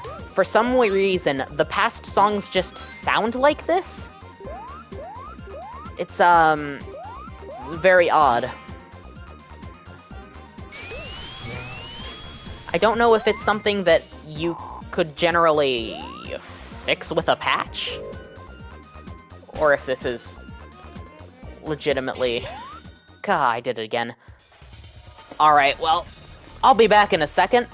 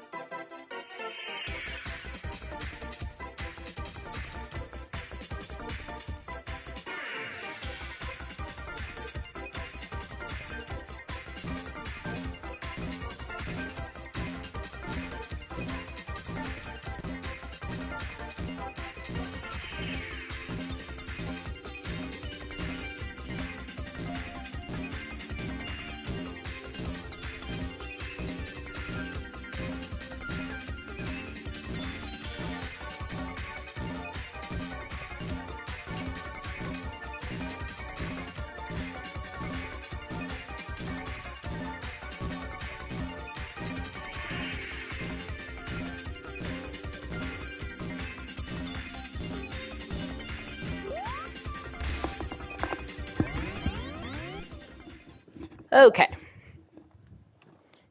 We are back. Shabba-dee-bep-bep. Man, I love it when the guy says shabba-dee-bep-bep. I don't know if it has meaning or anything. Alright, Wacky Workbench 3.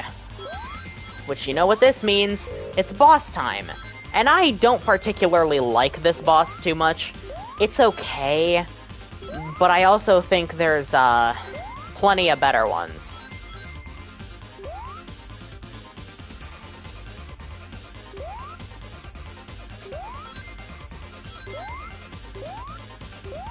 Okay, there were actually rings back here.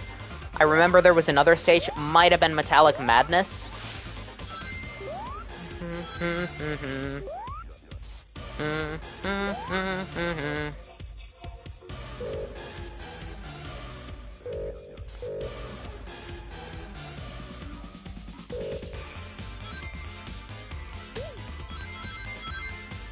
Alright, well, 72 rings seems like it's probably more than enough for the boss fight.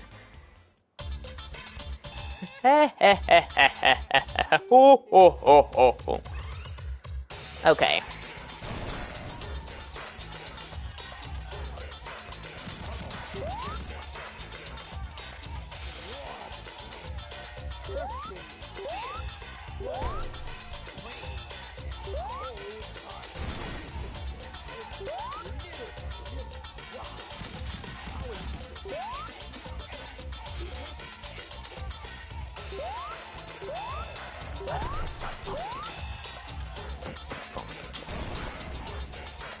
Okay, now we actually start getting things to dodge.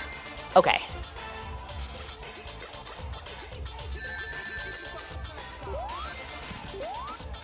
Really? Okay.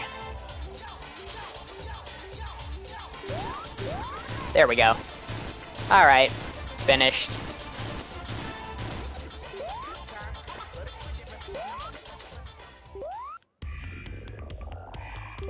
Yeah, okay. That time through Wacky Workbench wasn't too bad. But, oh, sometimes it can just get unbearable. Okay. Now it's time for the best stage, Stardust Speedway.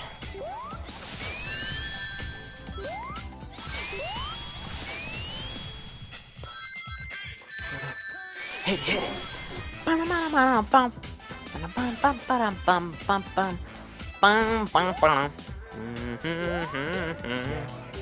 Yeah, this song's good.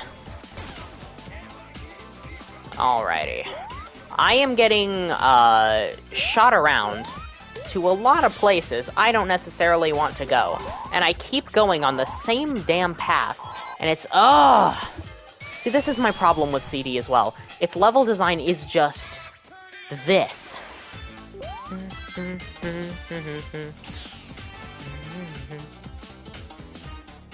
It's like, okay, so now that I've, like, completely rounded the entire level, can I now go forward?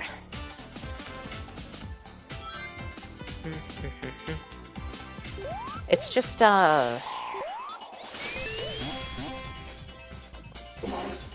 some of it is,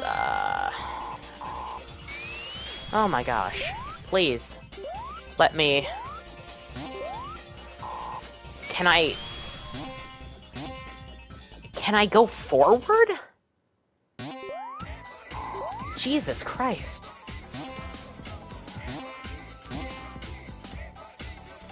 Okay. Okay. I see. Hit it. Hit it.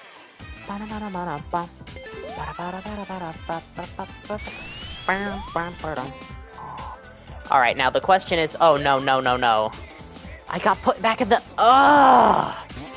Why is this game like this?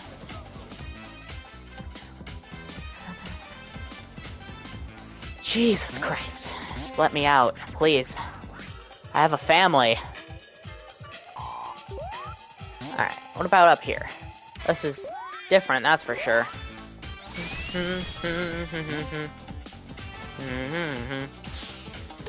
Gotta say, music is good, but all the tracks in CD are really good. That's like its best redeeming quality. It's like, yes, sure, the level design may be absolute garbage sometimes, and yes, the actual goals for a perfect ending are quite extreme. At least it's got good music, you know?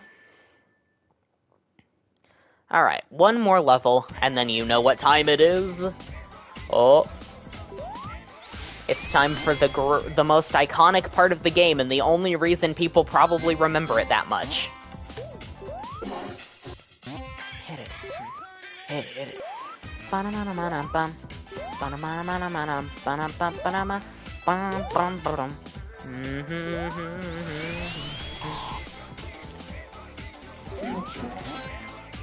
And you know, I just remembered that the Stardust Speedway Act 1 boss in Mania was actually a reference to the final boss of this game, in which you have to do the exact same thing to stupid, idiot, dumb fireflies that you do in that boss fight, except this one is infinitely worse.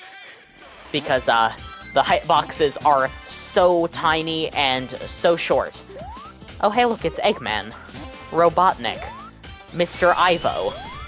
We should all just start calling him Ivo. No Robotnik, no Eggman, everybody needs to call him Ivo. TailsTube said his name is actually Ivo Robotnik. That's nice. That doesn't stop the fact that, I want to just call him Ivo. Or that, like, okay, so even in Sonic 2, on Wing Fortress? I don't... Is it Wing Fortress? Oh, here we go. I don't know, but it says Eggman 01 on it.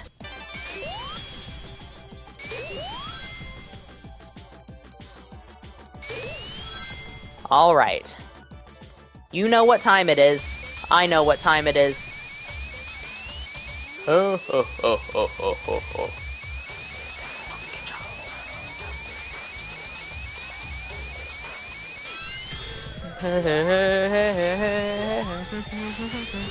You can't tell me that this track wasn't made in the assumption that most people would end up playing this boss fight in the bad future. And so it's actually, made specifically for that purpose. Ugh.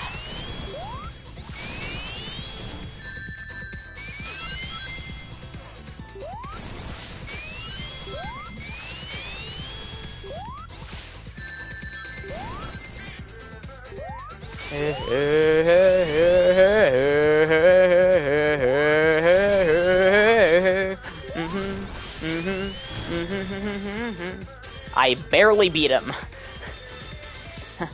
Yeah, that's what you get, Eggman. Oh, okay, fine.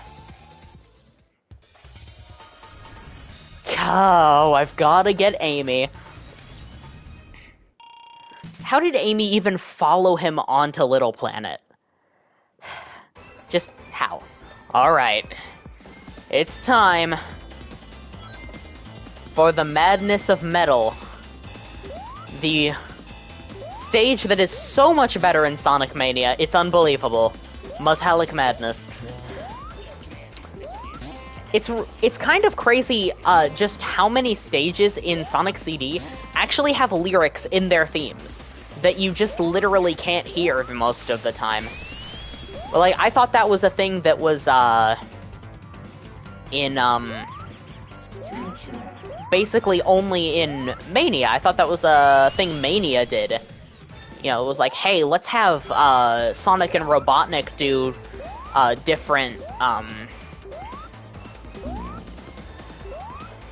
Alright, now those things tricked me, because in Mania, those things send you to different areas, and then suddenly, I learn as soon as I step foot in Sonic CD's Metallic Madness, oops, no they don't. They only do that in the new version. Okay, just give me one ring. Also, it was like, okay, why are we bringing back, like, one of the single worst parts about, Scrap Brain Zone? These damn platforms.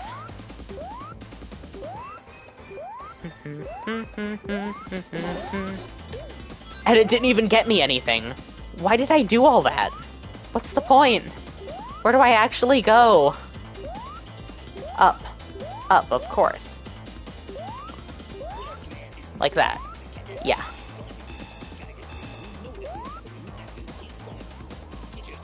Yeah, see, okay. Metallic Madness Act 1, simple. Metallic Madness Act 2, hell. But we're gonna be going through hell today.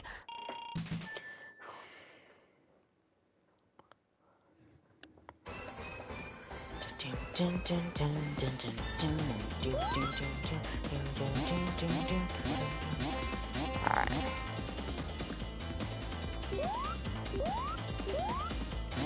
Like, I saw this one review of Origins that was complaining the story mode doesn't make all the games feel the same. And I was just like, yeah, obviously. The games obviously aren't the same.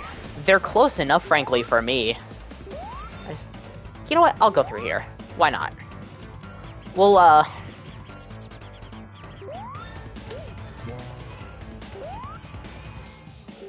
okay.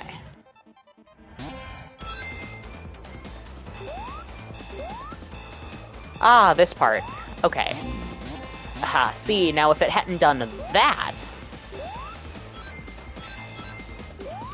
Then we got a checkpoint, so that's good. Oh, Lord.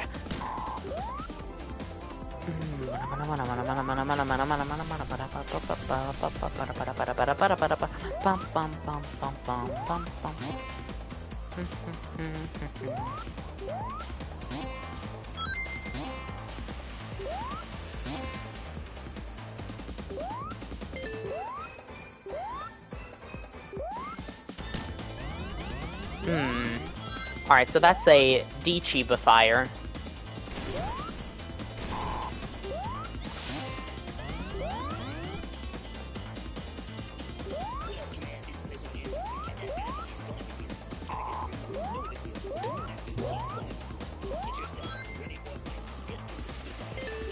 Okay. Ah, this part. Alright. Where are you? And then they took these guys and put them into Mania and Lava Reef. I just kind of like doing the jumping thing. It's not necessary. Alright, also...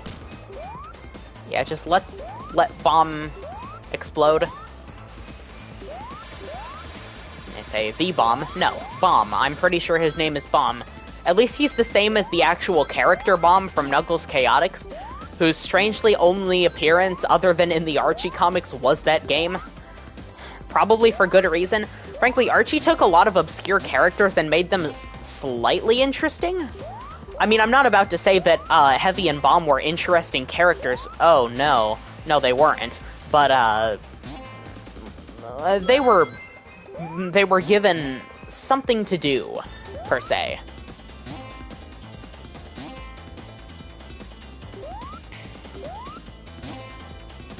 Alright.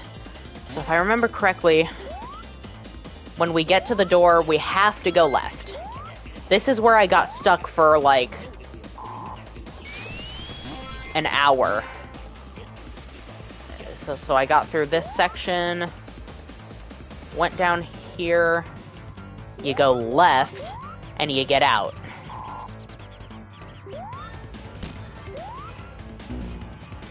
Oh, man. Yep, and it put us back in big form, and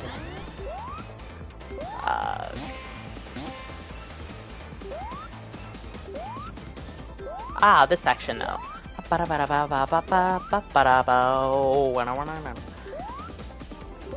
I like when they turned this track into a saxophone piece. Oh, right. I forgot there are usually 4 of these. And it just spawned. Oh well. Okay. You know where we are now? The last stage of Sonic CD. Yeah, I don't even know. Alright. So.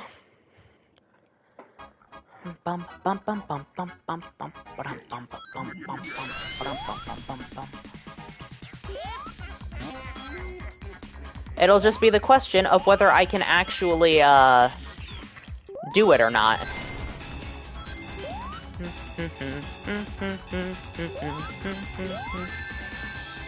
Okay.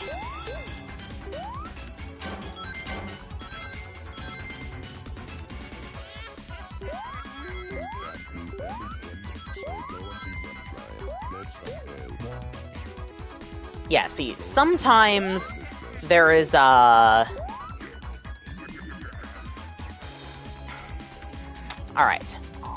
Now we get to Stupid Idiot Dumb Firefly Room, in which I always do that, and then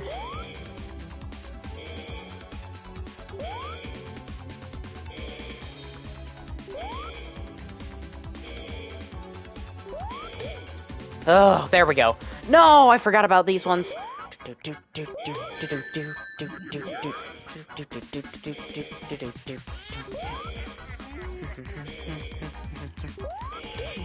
Ugh.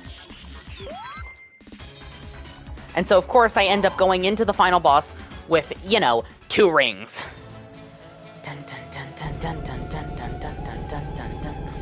Alright. Well, that's okay, because I know what I have to do. Mostly.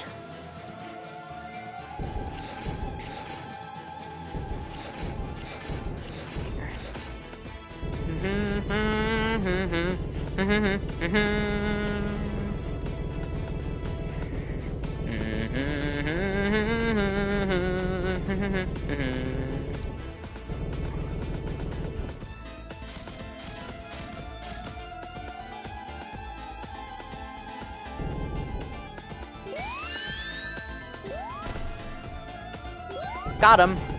Alright. That is, like, the most, dangerous part of the fight done.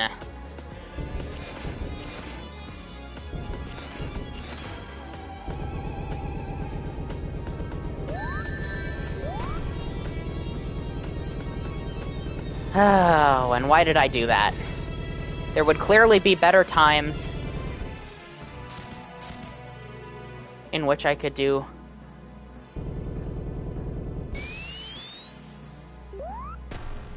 Oh, alright. Okay.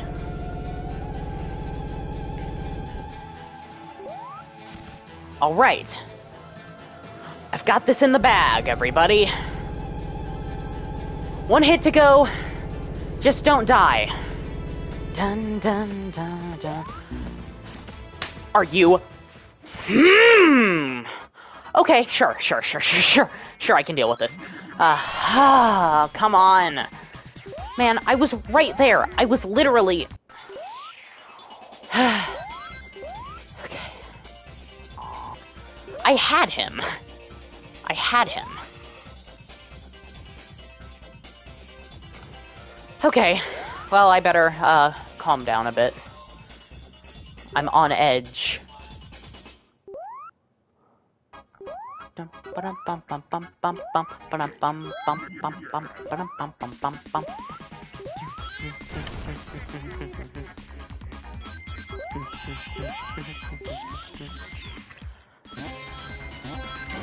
Oh, see, and it's like you get to this stage, and then they get out of sync, and you literally can't beat it. And you die because this idiot game can't figure out how to...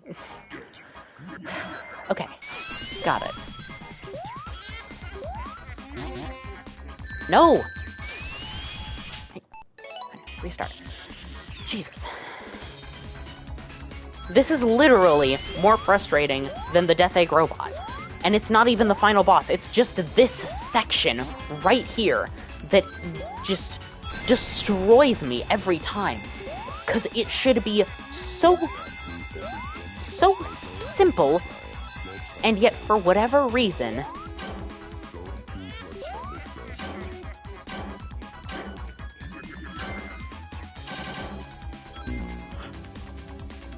Yeah, sure, that's fair. Okay.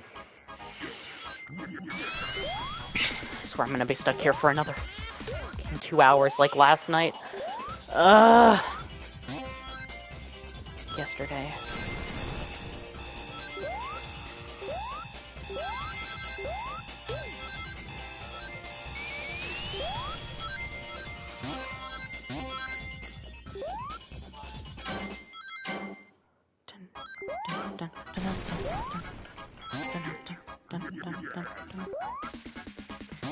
God, you know what would be really nice?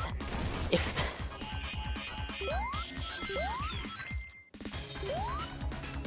No, no! God damn it! Oh. It's so much work just to get back to the final boss so then I can fail it again. You know? That's what's the worst about this.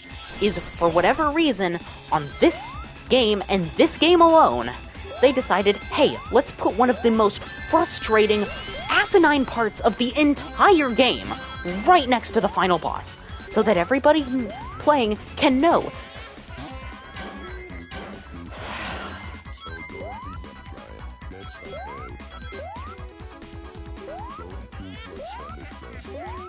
Okay. Through and with 37 rings. Got it. Okay. On to stupid idiot Firefly part. That somehow counts as... Okay. Got one.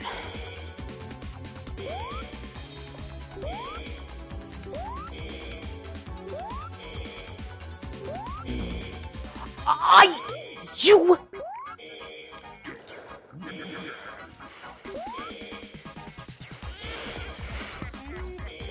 I swear, I'm getting beat up more by the damn fireflies than the actual final boss. Lord. Okay, I have 2 rings this time. That is better. Alright. Stay away from the edge. Come back to the edge. I got this.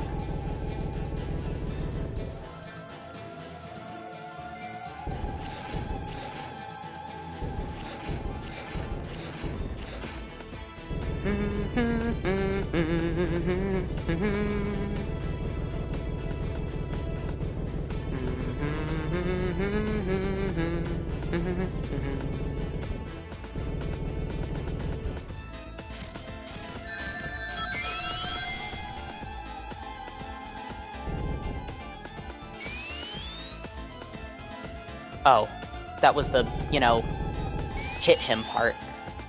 That too. Now he's just gonna go into the pillars again. Oh, I'm an idiot.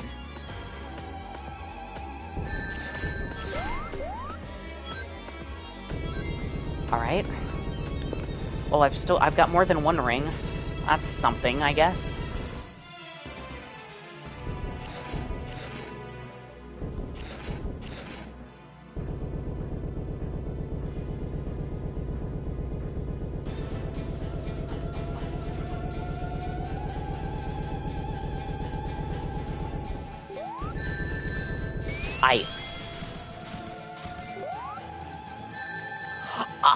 It was gone!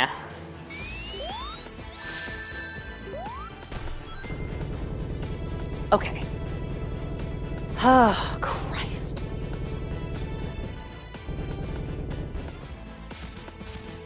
This fight, for some reason, is somehow worse than, like, every other final boss in the whole series.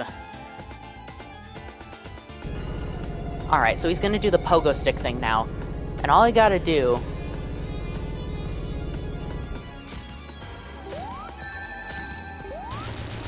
is do that. Doesn't actually matter, because he's dead. Ugh, God. See, that went far better than last time, but it's still rough. Okay. And now we get the best song in all of classic Sonic. Sorry, that was my Genesis. Just, dying. Okay. What that means, it's time for Sonic 2. A game I actually like. Way more.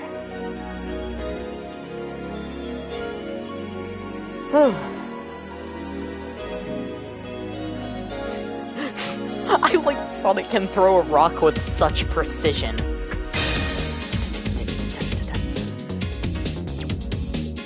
Then there's also the crime of shrinking that down to, you know, such small proportions. Hey look, it's D4, the level that never got finished.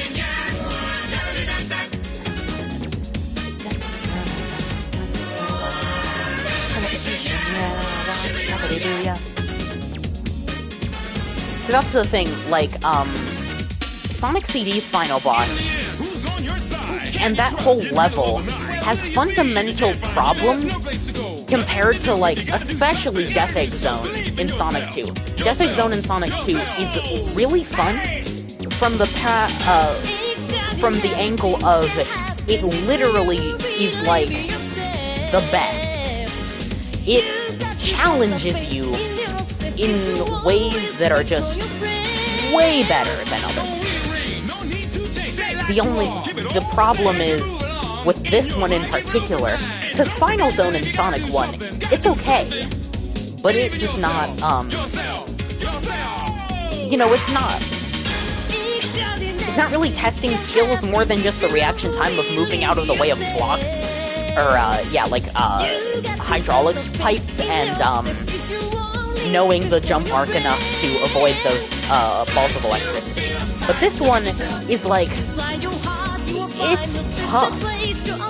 Specifically because of that level, like, after dying so many times to beat the boss the first time, but now going back to it, I was much better at that level, and it probably didn't look as hard as it was the first time encountering it. And then that final boss, just, oh boy, I still don't know how to do it without damage boosting through, like, half of those hits, because it just moves so fast. I don't know.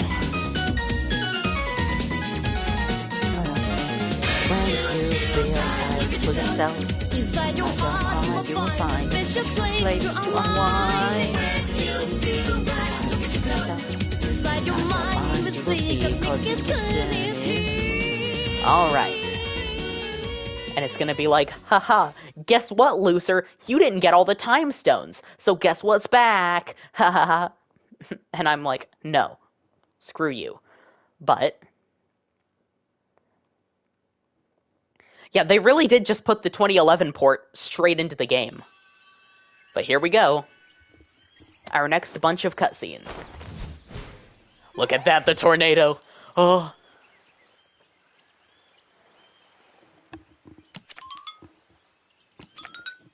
Oh, hey, look, it's Tails. the 7th Emerald. The biggest context we're missing is really why Sonic went to Never Lake instead of going straight to West Side Island. Unless the thing is that he was literally looking for the island. Alright, here we go. Are you ready? Tails is about to get trolled. Hell yeah. I love seeing Tails get bullied.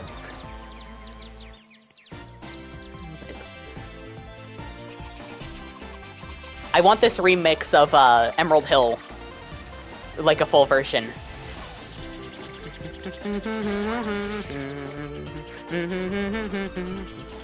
Hey, look at that! Now finally, Tails appears. Alright, and now we get to, like, the one major glitch I've actually encountered throughout the whole game. Tails getting stuck. You know, like, yeah, Tails does, get stuck in the original quite a bit, but in the original, he also dies, and respawns to be with Sonic once again. Oh man, that worked out well. In this one, he instead just decides to continuously jumping until you finish the level.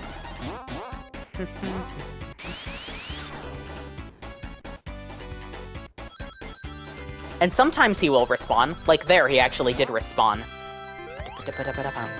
Man, I went backwards so much, assuming that I would actually be able to avoid it that time. Lo and behold, I could not.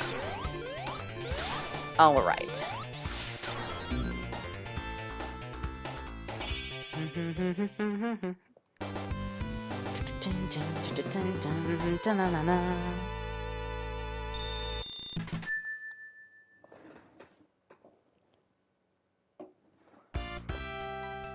Yeah, Sonic 2 is probably my favorite, of all the games.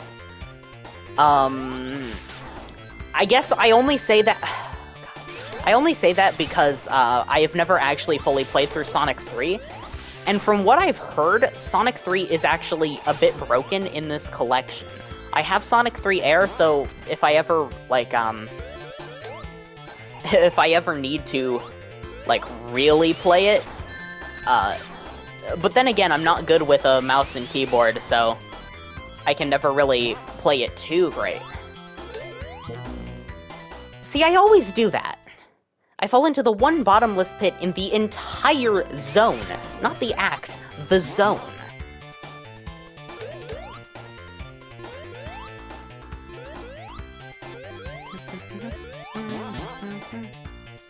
Alright, well, either way, we are here.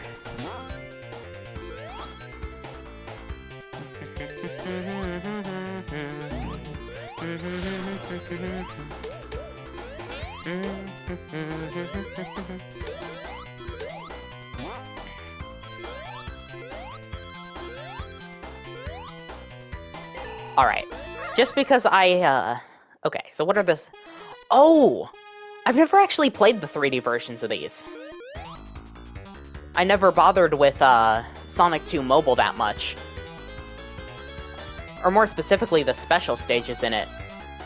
Oh, this is, like, way easier than what I played on the Genesis. Ah, this is nice. See, I say the Genesis, and what I really mean is the Genesis Classic and the Classic Collection on the DS. Since for a long time, my only way to actually play, Sonic 2, 1, 2, and 3 was all the Classic Collection on the Genesis.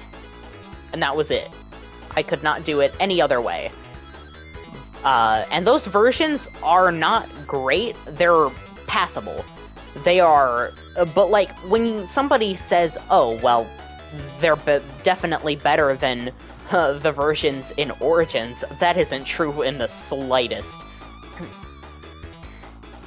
That's either, like, somebody had a really, really bad experience in Origins, or they are misremembering Classic Collection. Because Classic Collection lagged a ton, it had a bad frame rate, and I mean, it was the DS, they really should have been able to make,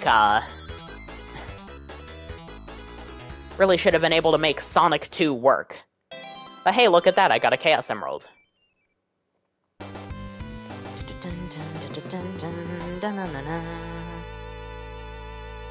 And I believe in this version, it actually lets you, what are gems bonus? You mean the Chaos Emerald? I believe it lets you actually keep your rings. Okay, never mind. Yeah, I guess whoever was, talking about that was making stuff up, because somebody had said that, you can actually, you don't actually lose your rings after the special stages. Which I found odd, because the whole point was that you were losing the rings after the special stages, so you had to collect them again if you wanted to go for another stage specifically within, that zone. Because everything respawned, you know, it wasn't like it all just disappeared immediately afterwards. But, yeah. I guess he was wrong. You know what I wonder? What if that in the background there, that other island, that's where Never Lake is? And, so, like, basically, Sonic was on his way to West Side Island, and then just saw roboticized Little Planet and went, that doesn't seem good. Maybe it's that Robotnik guy again, I should check it out. And then it turns out, yeah, it was. What do you know? And then he finally went to West Side Island to, I guess... It's actually never, explained, even in the cutscene, it wasn't really clear why Sonic went to West Side? I mean, obviously, it's so the plot can happen, but I also think, it's just odd, because, like, unless you knew that Robotnik definitely had strongholds already built on West Side Island, and entire cities by the looks of it, like, you shouldn't need to go to West Side Island. You saved South Island. You're done. You're good. Right? But clearly that vision of, like, the 7th Emerald meant more, than it seems. I don't know. See, I've also got a very interesting theory about, what Robotnik's doing in general, because his whole master plan with the Death Egg generally wasn't clear. It was just kind of like, yeah, it's like the Death Star. We better go stop it so it doesn't do Death Star things, I guess. And it was generally understandable from that point, but what would it actually do? Does it have something like the Eclipse Cannon?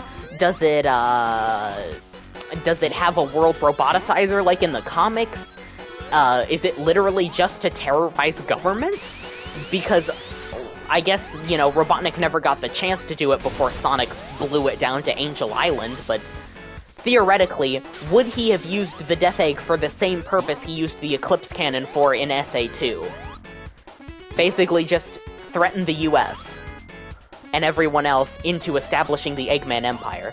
Because I'm not gonna sit here and pretend like his whole goal wasn't to establish the Eggman Empire from day one. That was absolutely his goal, and the entire point of what he was doing was to, get his empire.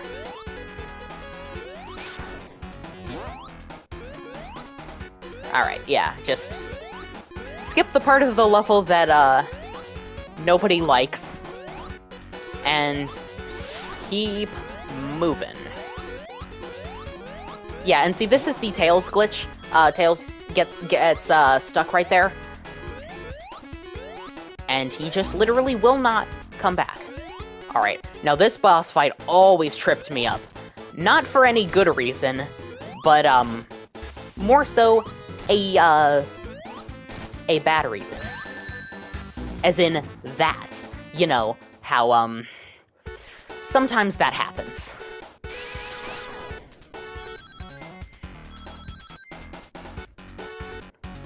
But at least in this one, there's no lives, and so, you know, I can care less than I would have otherwise. See, like there, Tails clearly caused problems for me. Why in God's name would they make Tails able to do that? In what world was that a good idea? Because now it just causes problems for the actual player, and doesn't, like, solve any underlying issues.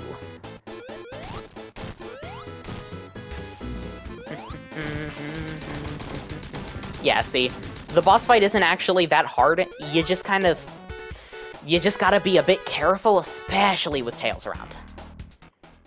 But it's alright. Yeah, see, I feel like they've gotta do updates to this game.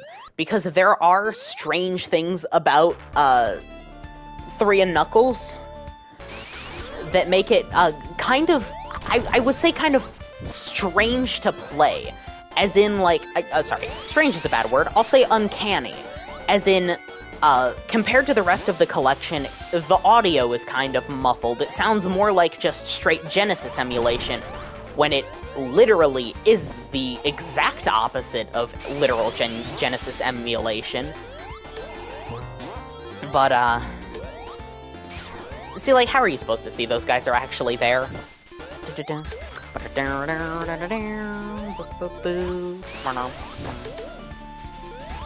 Oh, Sonic 2 has such a good soundtrack, and I think, specifically this one orchestrated version of Aquatic Ruin from, some symphony. It is not the actual, Sonic Symphony, it is something else. It had, like, the most beautiful version of this song ever.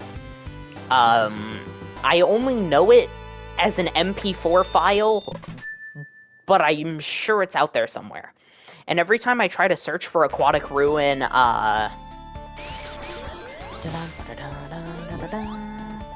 time I try to search for, like, Aquatic Ruin stuff, I never come up with the exact thing I was, oh.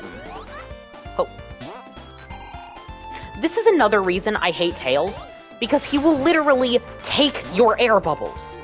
That should not be a feature in any version of the damn game. Like, the only reason I'm able to survive there is because barely I made it to safety. But Tails here, the little bastard that he is, takes all the air sometimes. Like, why is that even programmed into the game? Why can Tails use air bubbles?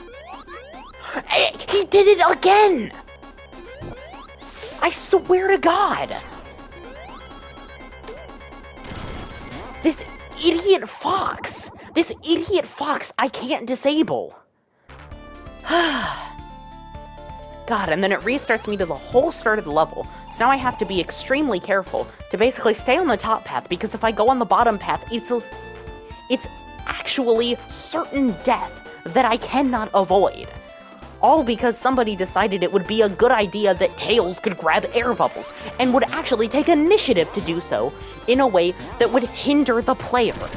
Like, in what world is that even remotely okay? Sorry, I just had to vent because, it's Among Us. Sorry.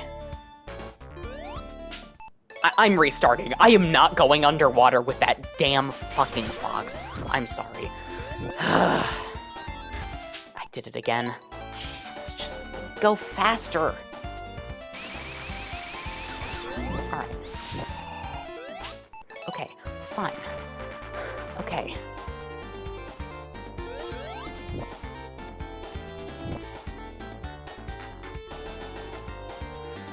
I don't know, this level isn't usually this hard, but I'm also usually playing with Tails disabled because I don't like him being there in general.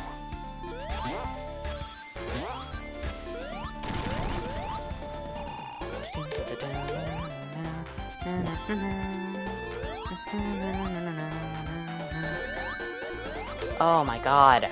I am pressing down on the D-pad. It did the thing again. It did it again. What do I have to do? In what world does this game function properly? Ugh. Sorry, everybody. Just, God. I lose my patience a lot, especially with stuff like this, because this should not be an issue in the game that I have to work around. This is so much worse than, oh, Tails gets stuck. Oh, that's so annoying. No, he takes air bubbles, making it impossible for you to actually play the game without dying. That is an infinitely worse possibility.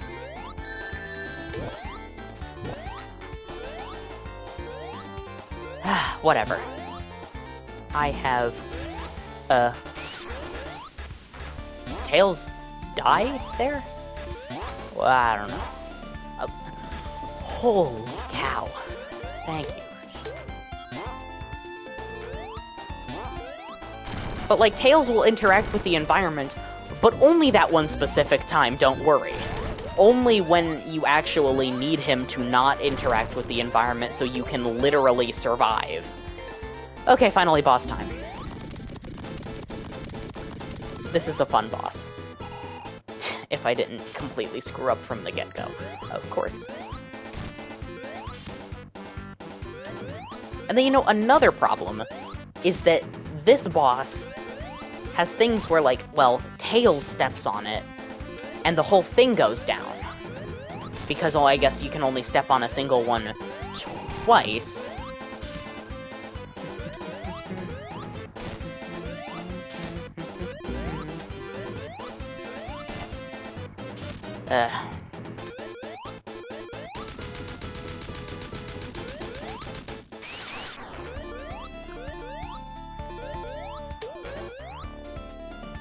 Okay. So I have a theory about, you know, the order of levels here, is that Chemical Plant, Casino Night, and Studiopolis are all one big city. Now, Studiopolis is only in Sonic Mania, but I still would consider that to be a part of this big city. The thing is, like, well, you see a city in the background of Chemical Plant, but you're in the Chemical Plant. But then here you are in Casino Night, strangely, okay, so... But what did I get a trophy for? I got a jackpot? Tails got a trophy for me. Okay, you know what, buddy? You just redeemed yourself. I will let the air bubble slide this once, because you got me that trophy. Yeah, see, I just don't like having to touch water with, Tails in the game. But also, because it's story mode, Tails is mandatory for, you know, the game. Because he's there.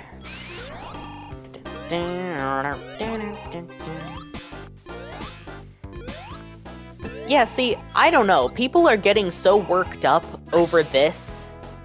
And, you know, like, the game functions fine. Most of the time, it's literally just ports of games that already existed completely to, consoles, and so nothing really went too terribly wrong most of the time. And it's all the people on PC, because the people on PC, they're so vocal about just everything. Like, you cannot, do anything right unless... you have to make it perfect. Especially in the PC Sonic community, where you've got elitism about, Sonic 1 for, Sonic, the two, like, the Sonic 1 and 2, is like Sonic 1 Forever, or Sonic 2 Forever, and then Sonic 3 Air. Those ones, they're so elite about, like, oh, well, yeah, those are fan creations, but they specifically go far beyond what a actual company would ever do for a game, and that's what people don't realize, is they put such high expectations on Sega because passionate fans have done so much better, and you say, well, why hasn't Sega done exactly the same as that? Well, this is the thing. Sega is a business, and also, Sega probably doesn't care as much. Yes, they want a fine enough product to, you know, sell, but they also really don't care if you can select the prototype soundtrack for Sonic 3, or whether or not you can play as Knuckles in Sonic CD, because the work for that wasn't already done. That was... Oh boy, are we gonna get stuck in a loop here?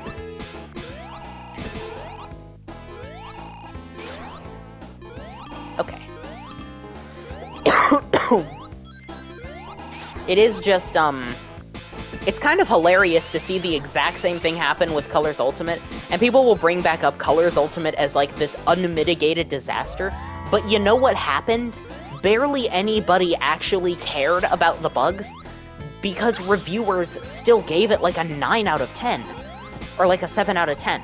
Here, reviewers have also literally given this game a 8s and 9s, because no matter what you say, these games are still good, and it's not like they are horrible versions.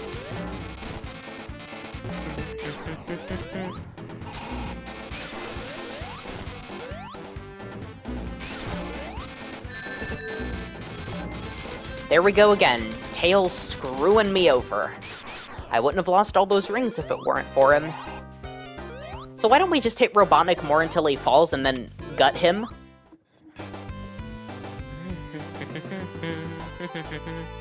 It's like, look at how big this city is. How big is West Side Island? How big is this place? I mean, you could say the same for, you know, South Island, but South Island obviously seemed way smaller. The scale of the backgrounds alone implies that West Side Island could barely be considered an island and should be more like a subcontinent. And that's always what's bugged me, specifically about, like, depictions of all of these islands. Because, I mean, you even look at Angel Island. Angel Island is enormous. The scope of the backgrounds of Ice Cap clearly say that. There are entire deserts just plastered in the middle. And, you know, if Sonic Mania... It depends on what you think about what actually happened in Sonic Mania, whether or not, like, you were transported to different parts of the world, whether or not Mirage Saloon is a West Side Island area. It really just depends on your opinion. I like to think that Mirage Saloon is an area in between, Oil Ocean and, like, Hilltop. Or just the green side of the island. There's the green side and the desert side. I guess also if you want to consider, like, the city side.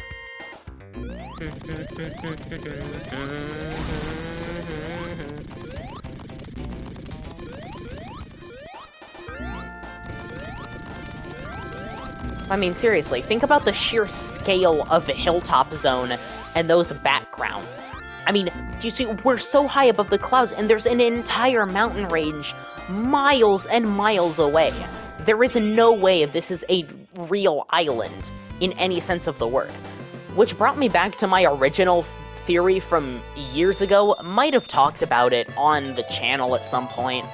That Sonic's, like, this world is enormous, but somehow still keeps, like, Earth gravity, because, you know, I don't know.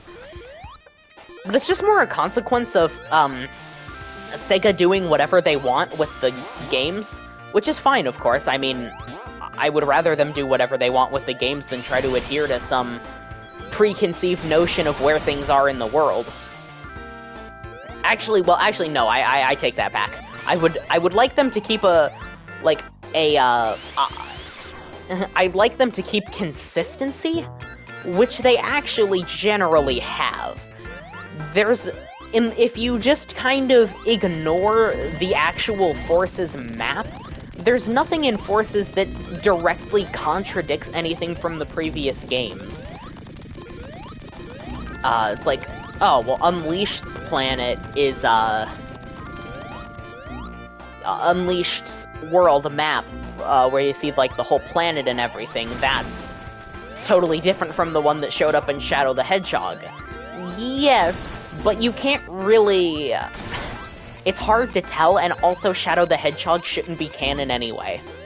Shadow the Hedgehog is an abomination, and one of the worst games I've ever played, right up there with Sonic Heroes. Seriously, I mean... It took me a while to realize, because I spent years not being able to play Sonic Heroes, wanting to play Sonic Heroes, because I had this perceived notion that it was, like, the secret best 3D Sonic game I had never played. And then I actually get it, and it's like, oh, wait, no, this game is actual garbage, never mind.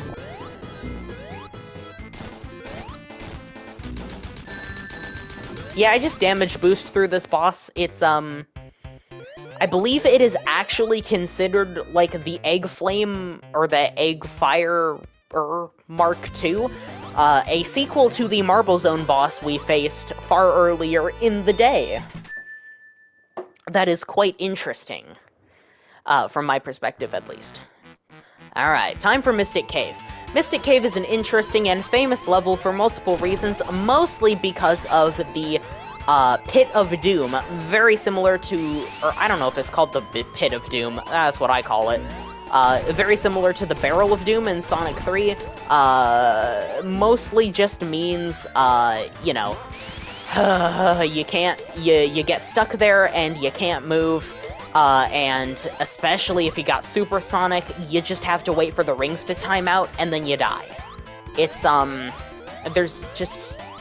it wasn't good, so instead, Christian Whitehead made the brilliant choice to just make a whole new level at the bottom of that pit, and reinvigorated the Hidden Palace that was, originally planned to be a level that was then repurposed for Sonic 3 and turned into, you know, a way better level. But then he just, so now there's two Hidden Palaces. There's the Hidden Palace on West Side Island, and there's the Hidden Palace over on Angel Island. And I've played Hidden Palace before,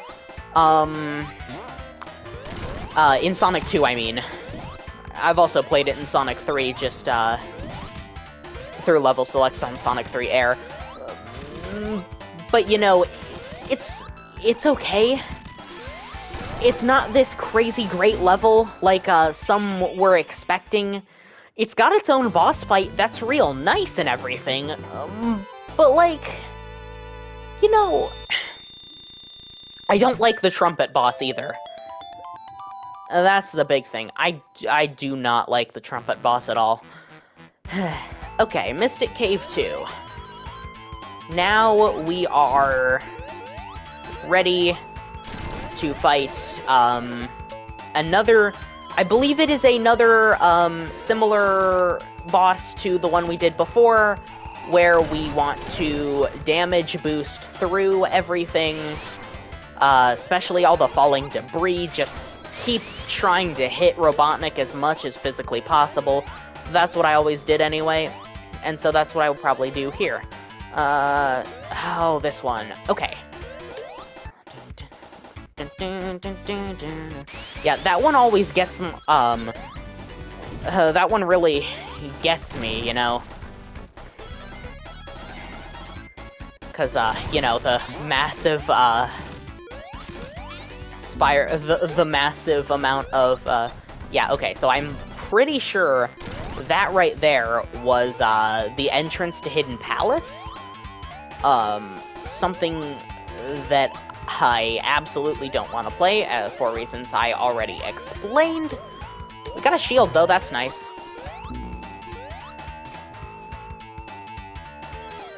Yeah, I think the progression of games is actually quite good, seeing as how, like, Sonic 1 is kind of, more the least fun game of the four, versus, Sonic 3 and Sonic 2 kind of going together because of the ending, and Sonic CD kind of being in the middle, mostly because it's more fun and it has crazier level design that then gets refined.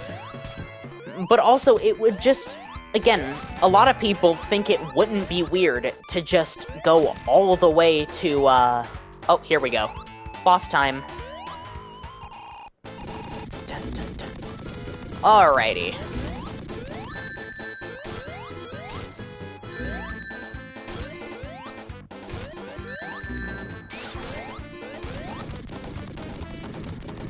Yeah, this is really a damage boost boss. I don't know how you're supposed to do it without damage boosting. Well, okay, I know how you're supposed to do it, I just don't bother because it's, you know, really annoying and time-consuming versus, hey, wanna speed through the level? Yes! Okay. Yeah! Alright.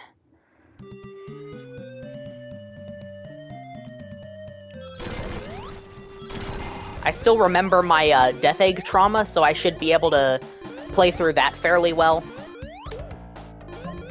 I guess it's really not the Death Egg I'm more concerned about. More Metropolis. Metropolis wasn't too hard when I played it, though, other than the enemy design, which was absolutely abysmal. And all those levels were still, ended up being pretty nice and short, which is good. That's the problem that Sonic 1 had. Its levels were just way longer than they had any right to be. Okay, I remember this part. I had to spin dash jump over it. And then I was able to catch the air enough to succeed. Alright. Jump up. Yeah.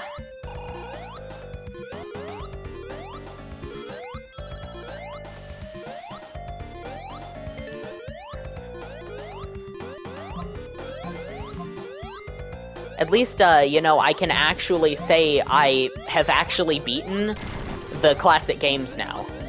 Well, haven't beaten Sonic 3 yet, and my one chance of doing that is kind of out the window, seeing as I deleted that save file to do this.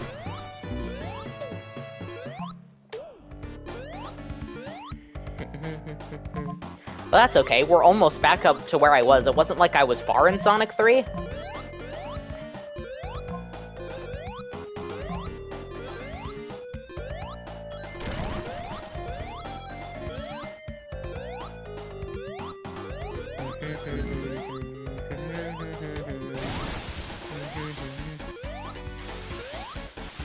I like that, the levels here, they really do seem to be going through a actual, like, day-night cycle, which really adds to the immersion, you know?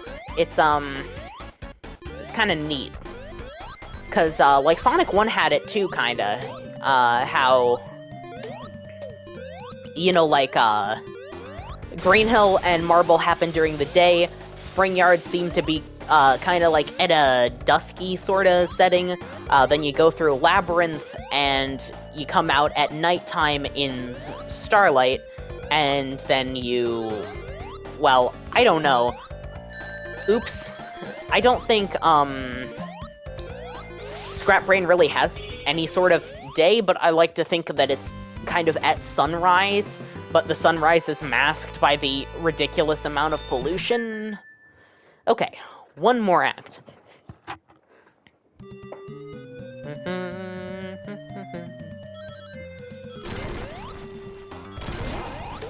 Yeah, it'll be really a question of, see, people... The thing is, I hope, because Iizuka basically said in an interview, they're going to use Sonic Origins, and the reception to it, to gauge interest in another original 2D Sonic game. And it's like, wait a minute. So, you're basically gonna do what you did with, Banana Blitz HD, where, Sega basically said, oh, well, if you want a truly original, or another new Monkey Ball game, well, you better pay up, and support Banana Blitz HD, even though Banana Blitz HD wasn't very good. Well, Banana Blitz wasn't very good in the first place, so it's not like it was, too surprising, frankly. But this, it's like, yeah, I think a lot of people pre-ordered this, but the question is, how will Sega take the actual reception? Because the reception is not really aimed... It's not negative in the sense of, like... a specific, like, what the hell? What the hell was that? That, you know, it was not aimed at the game itself, it was aimed at Sega for not making a better product. And because people loved these games previously, people will probably buy this. And it was the problem is, a lot of people... You know, you say, okay, we're gonna re-release Sonic 3 and Knuckles for the first time in, since, like, what, 2011? Whenever they did the Steam version. And from there, you basically have pretty high expectations from people who have played the original. And, well, yeah, it's a fine version of 3 and Knuckles. It's not perfect by any means, but it's also not nearly as bad as people are making it out to be. But that's not good enough for them because a lot of these people also still have the just immense, okay.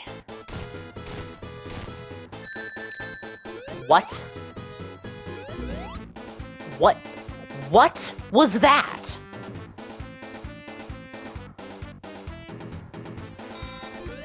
Oh.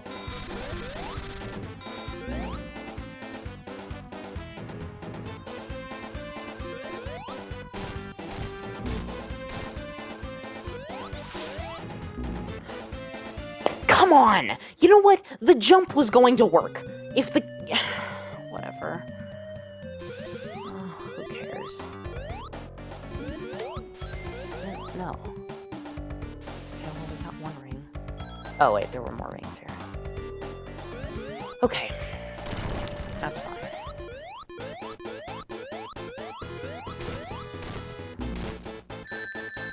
What is doing that? What is causing it? This is ridiculous. This is actually ridiculous.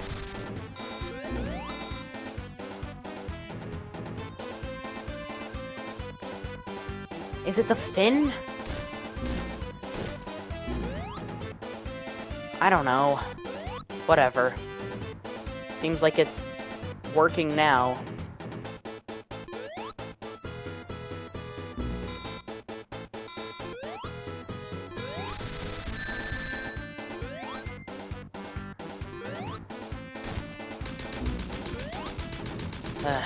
Yeah, I don't like how the oil works in this. Especially since, you know, it kinda doesn't sometimes. Sometimes you can't jump out of it, and that has led to 1 or 2 deaths on my part. But now we are to Metropolis. A stage I am sure everybody is familiar with. You know. Yo, it's got good music, I'll give it that. But that's like one of its very few redeeming qualities. Is that it's got pretty good music.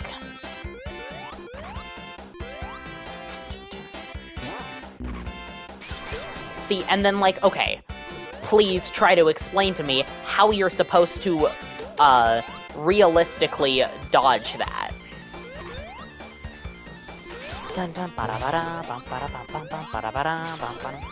Alright, well, at least I have a shield again, and I'm on the bottom path now. Don't know how much that really means. Alright, well, I'll just go across. Keep going through the, Oh. Alright. I guess I was, Alright. I guess we are going down, then. Oh.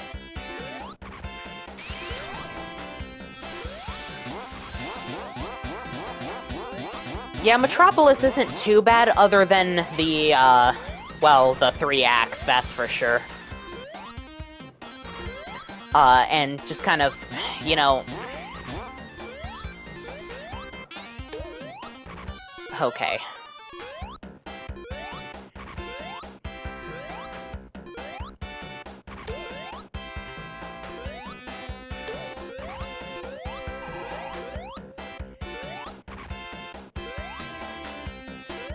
The real problem with, these ones is, specifically when the splicers, the splicer guys, when they're involved. That's actually so much worse. Because, like, these guys, yeah, they're annoying, but I can deal with them easier. You know, it's not like, Okay, so is it gonna... Wait, do I have to look at them to actually have them activate? You!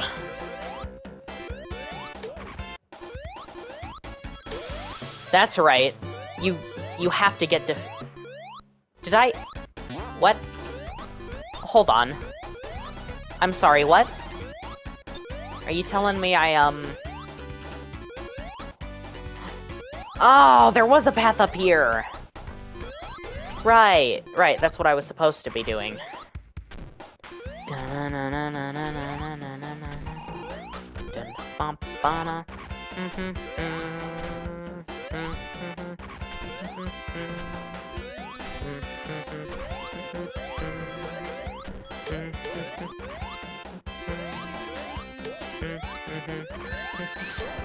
Like, I don't know. You're in such a tiny space, and I can't figure out how to... Oh, well, that worked out alright. Huh, what do you know? It's insane when something actually works out in Metropolis Zone. So, what just happened? Oh, this is a looping. Okay. Oh, there we go. Out of the loop. And up to the end of the level. Alright. That is Metropolis 1 done. Just 2 more to go. Because for some reason they decided this was the one stage that deserved 3 acts, instead of, you know, like, a better stage. I mean, hey, I might not have even minded, 3 acts of Oil Ocean. This is just, the enemy variety is so, how exactly do I put it? Fun. That's a good way to put it. Okay, well... Oh! Jesus, you're there, too. Okay. I went this way assuming that I would not run into a splicer, and then I do. Because, of course. Okay. Whatever. Got through it.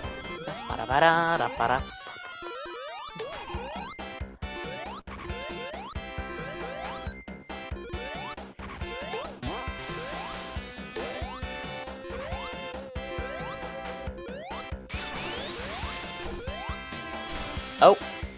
Okay. Well, at least I don't have to deal with the, splicer again. It's like, you know how you, it just literally remade crab meats in the single worst way possible for this stage. Like, oh, remember that very pleasant-to-kill enemy from Sonic 1? Let's turn it into a living nightmare for any soul who encounters it.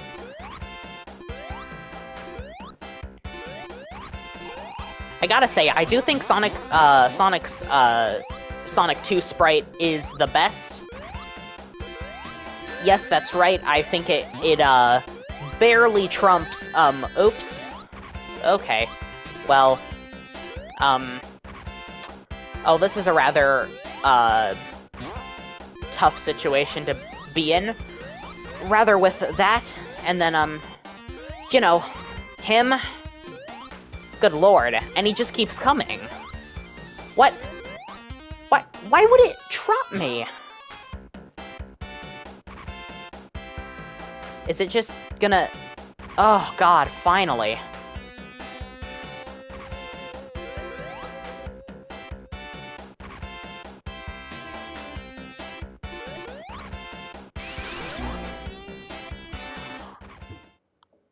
I went through all that work? And it just, whatever. Good God. Sometimes I think this game just hates me. To an extent, just far beyond the reaches of comprehension. Because, good lord.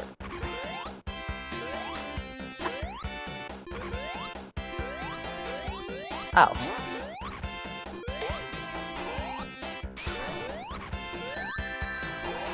Are you kidding me? Good lord. Whatever. Just jump over it, get the 10 rings on the other side, and we're good. Lord. Some of these challenges are just... I wouldn't even call them unfair, it's just like... Well, why? Why would you make something so specifically unpleasant to deal with? I get that it's the last level, and I think this is what Morio Kishimoto was referring to when he specifically mentioned the how Frontiers is not going to have like this arbitrary difficulty spike that hinders speed. Because let's face it, Sonic 1 and 2 both have that to some extent. Obviously, Sonic 1 has it way more. There is still a hint of speed within the confines of Metropolis Zone, but I'd be lying if I said it was a lot.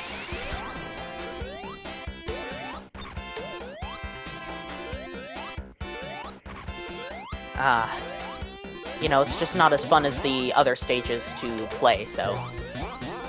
I think that's what Morio Kishimoto means. They found other ways to, you know, not only lengthen the game, but make it more difficult while testing the player on technical skill without sacrificing the speed that you actually want from the game. Which everybody just interpreted that to mean, oh, well, Frontiers is gonna be super easy then. And it's like, no. I feel like, even Forces had some of that, like, dumb, arbitrary difficulty, even though, Forces is still an extremely easy game,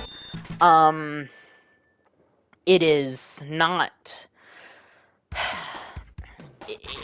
Specifically, Iron Fortress, the last classic Sonic stage, had exactly what Morio Kishimoto is referring to. In almost every respect, just the exact same thing. And so it's refreshing to hear him basically say, no, we ain't gonna do that this time.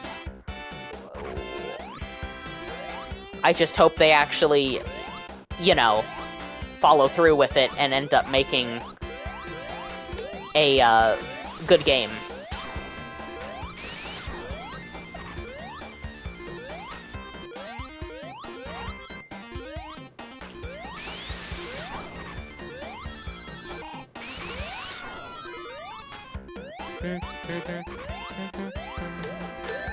Oh, okay, well the first one got me. Don't know what I was expecting there, honestly. Alright, we can just keep running through that one. Next one should be coming soon. We'll slow up a little bit to avoid it. And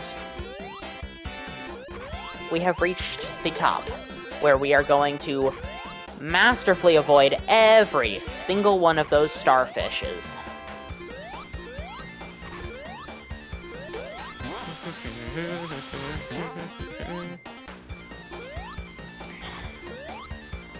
Yeah, I'm glad there are no game overs in Anniversary Mode. Because, I mean, yeah, some people would like that, but, oh, it makes the game so much less stressful to play. Oh, right, other way. Okay, this is what I thought was happening in, the last level. Was this one. That you then jump up. And then the fog lasts for way longer than it really has any right to. And then you just gotta perfectly time that. Okay. Got through it, that's nice. Oh, hey. Hey. Hey! Jesus! Leave me alone. Okay. Gotta jump back down here, because missed that one. Alright. Now we should be good. There should be one more checkpoint before the boss.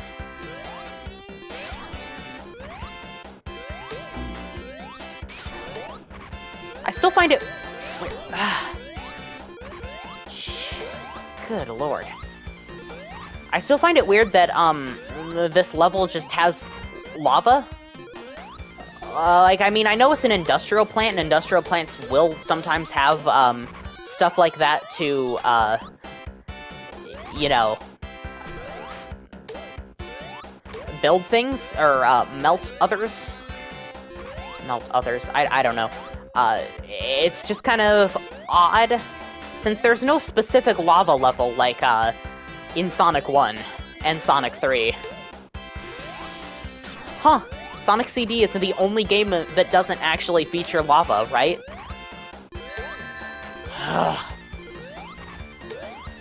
Well, at least they lose the blades once you actually kill them. Or once they fire them.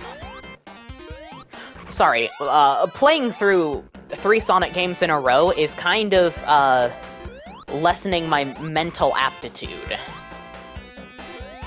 Maybe that's why I'm doing worse now. Well, actually, I don't know if I'm doing worse, more than just, better in a different manner. Better from a different perspective. That's what I'll call it. That's what I'm doing. Okay. See, I never got this guy. He was already missing his pincers, which implied that he had already shot them off, but I don't even know how he would have detected me, since he was so far off screen before. That, confused me yesterday as well. Alright, now we're going into the boss with, about 4 rings, and a couple more, what do you know? Okay, 10 rings. This boss, I know how this actually is supposed to go now.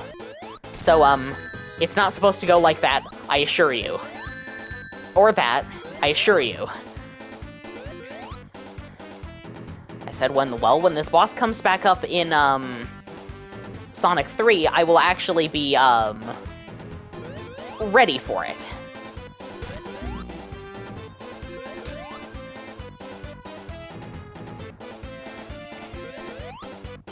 Yeah, this is a strange boss because it's not like it's hard, but it's got a weird pattern of attack.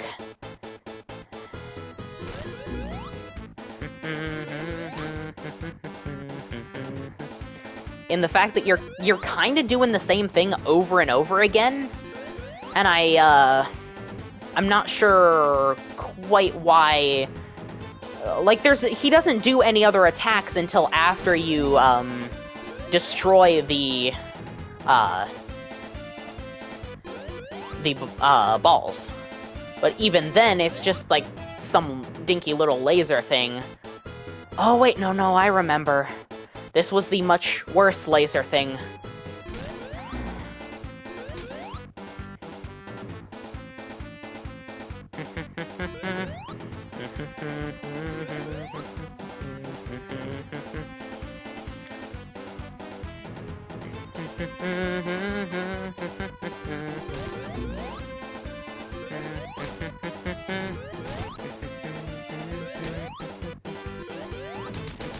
There we go.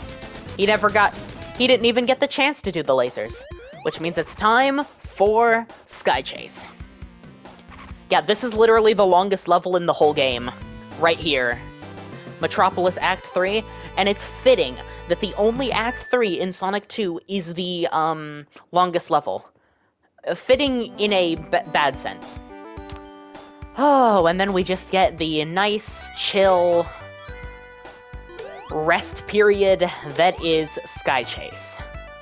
Oh man, I am so glad this is here. Some people think it's annoying after the first run, but, you know, I don't mind. Especially since I did my first run of this game, you know, last night. So this is my second time playing, actually, all of these games. Probably in the same general 24-hour time span. Because I believe I started playing Sonic 1 today before I finished Sonic 1 yesterday, despite the fact that I was actually playing Sonic 1 from about 8 a.m. Yesterday morning, since, you know, every time oh god. Oh, got a ring though. I'm good.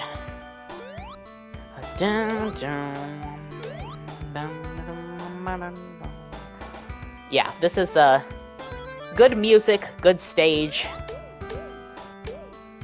good theme. Alright, we're almost at the end here. Here comes the Flying Battery, Wing Fortress. I didn't mean that as a joke, I literally I mixed them up. See, again, I am just... I'm a little out of it already. But come on, we've got to beat Sonic 2 at this point.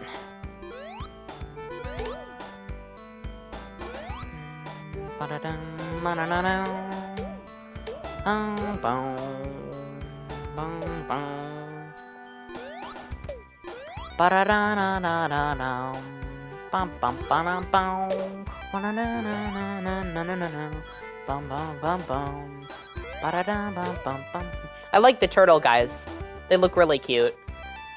They remind me of Tommy Turtle from the Archie comics, which I actually legitimately hate that guy. Wing Fortress. Okay, I was right the third time. Sky Fortress is that dumb level from Sonic 4 Episode 2, and Flying Battery is Flying Battery. You know, the stage that everybody just generally likes more than this one. Okay. Gotta remember to, take the shortcut there, of course. This is how you, beat the stage. See? Eggman. Because obviously, in Japan, he was always called Eggman. Then they retconned that for America, at least. And told everybody, hey, no, his name was always Robotnik. They just call him Eggman now, because Sonic is funny. But, then it really turns out, you know, well, what if the Eggman name always did exist? What if Sonic literally came up with the name Eggman from the start, and Eggman was, like, secretly using it? First time they... Oh, God. Yeah, okay. Somewhere up there. If I can gain enough speed, I can probably get the... missed them. Whatever. They're not well, you blended in. Okay. They're not totally necessary. I just wanted 30 extra rings. What's more important is that we get the shield right here.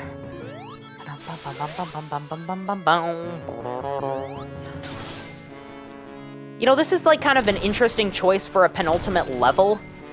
In terms of the fact that, you know, it does do the things a penultimate level should do, but it also,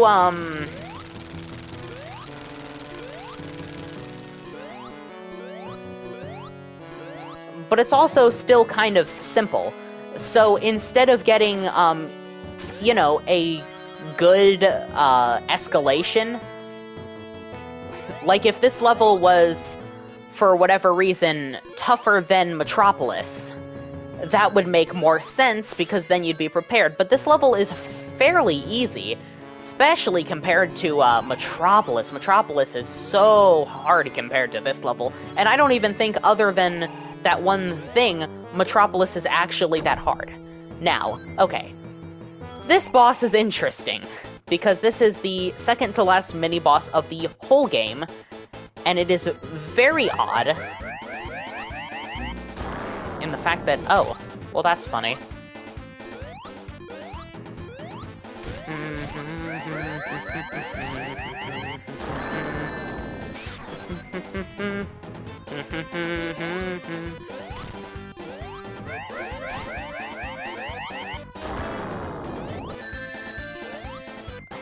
Three is the magical number in terms of rings, and it doesn't matter, because we've beaten Wing Fortress.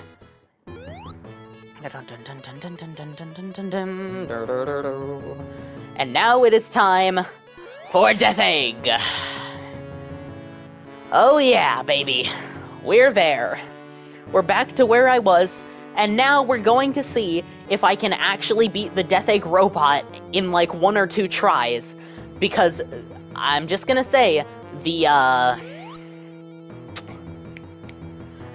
final boss of Sonic CD, I'll call it Final Frenzy. The boss track is called Final Frenzy according to the audio collection we've got, but they did mislabel some tracks, so there might be a possibility to mislabel some tracks.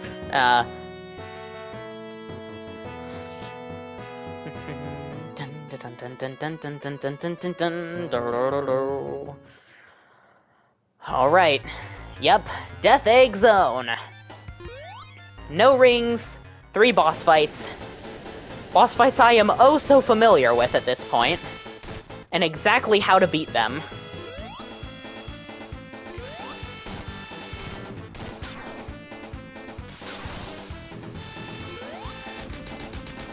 Yeah, Silver Sonic actually turns out, once you know what to do to him, he is real easy. So then it just becomes, the Death Egg Robot. Now, the Death Egg Robot actually is, I'm gonna shut up and concentrate here, because it is a bit...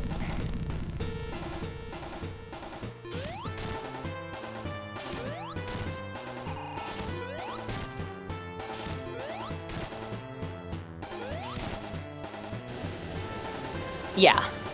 See, so he kind of goes through this pattern. I use the, step sound effects as, guides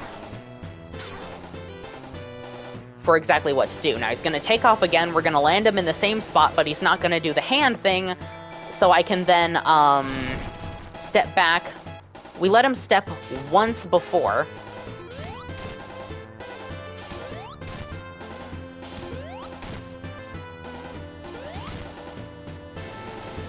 Yeah. See, this boss looks really easy, but the timing required to pull this off is kind of insane. It requires an extreme understanding of Sonic's momentum, which is fitting for a final boss that it truly requires...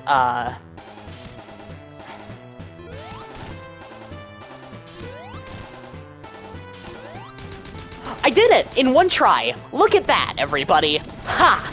Do you know how many hours I spent doing this fight last night just to one-shot it? Ha! Oh, yeah. Okay, now we get the weirdest, translated cutscene to the big screen. As in, yes, on a CRT TV, this wouldn't be too distracting, but here, it's pretty much just white with the black and white screen in the middle? I don't know. It just looks kind of weird. But, yeah. There goes Sonic 2, which means now we're going to finally get to the reason we all bought this collection. Sonic the Hedgehog 3 and Knuckles. That's not true. I actually bought this collection for all of the games. And seeing as these are all really fun to play through, and I feel like even eventually, if I play it enough, the CD final boss will become, like, super simple. Now, again, the thing is, like, yeah, Sonic 1, CD, and 2 are obviously meant to be beaten in one sitting, since they didn't... Well, CD actually had a save feature, but it may as well have not have, since it's not only, like, the shortest game, but also, Sorry, I'm lying, it isn't the shortest game. It might actually technically be... Alright, time for the credits, and then it will be, cutscenes. I'm gonna just, stand up for a little bit. Yeah, look at that. I one-shot the Death Egg Robot. Yeah, that might not seem impressive, but given the context of what happened last night, where I was essentially, like, playing that level for an hour and a half. Because I basically started on Metropolis last night and went through to, yeah, I basically started on Metropolis, and then ended up spending most of my time on both Silver Sonic and the, Silver Sonic and the Death Egg Robot. Honestly, I swear I spent more time actually fighting Silver Sonic than fighting the Death Egg Robot. And look at this! Mark Cerny programmed Sonic 2. You know, the man who literally made the PS4 and PS5. You know, yeah, literally one of my favorite games of all time has the man who made the console I'm playing the game on now as one of the developers. It's so great. I still like all of these, yeah, so we're just going to assume I got all the Chaos Emeralds, you know?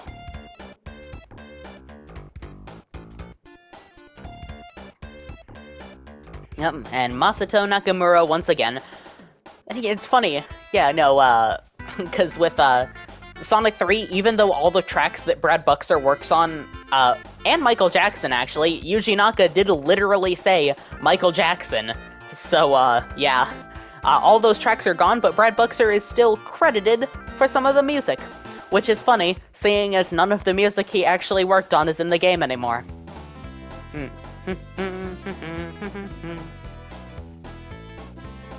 Yeah, I like how in this one you've actually got, like, oh, Tom Kalinske, you know, the man who actually made Sonic an icon, because he put Sonic in the bundle with the Genesis, and made it, and got everybody to buy it.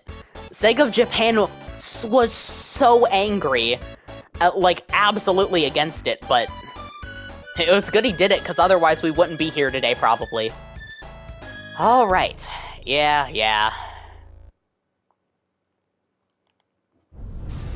Here we go. Cutscenes again. Oops. Just gonna, you know, murder Angel Island really quick.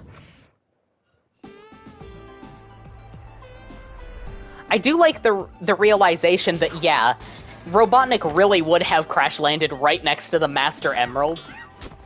He's also just, he's so angry. But then it's like, oh no.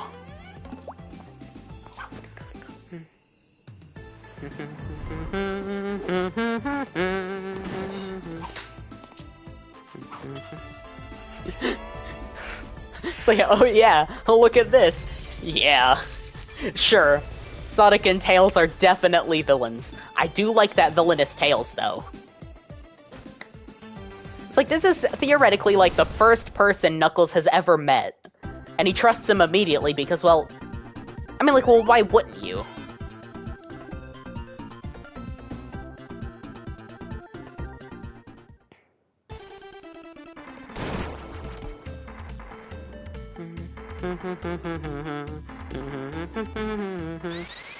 And here we are, Angel Island. You know, the best first stage in the entire series. Mostly because it gets set on fire. Oop.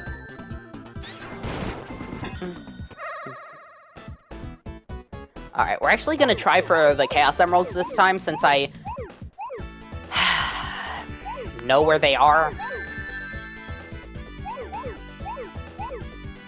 I do like how they cleaned up Blue Sphere. It's pretty nice.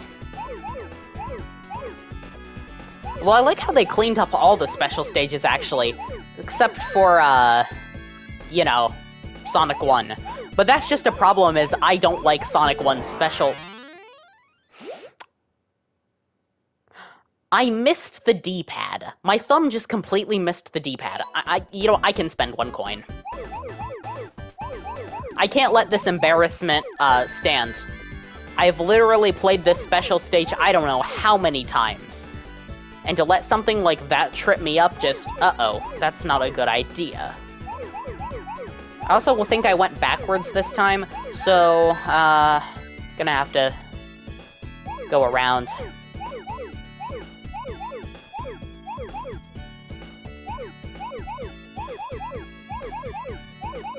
Okay. Alright. Through here, yeah.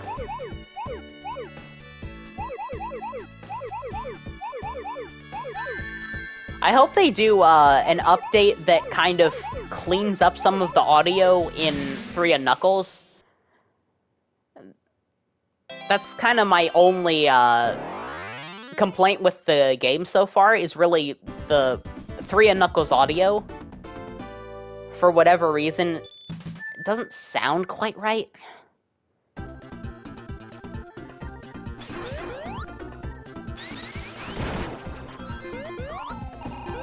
Because it happened with the Knuckles theme too, you know. Ba-da-da-da. Ba-da-da-da-da-da.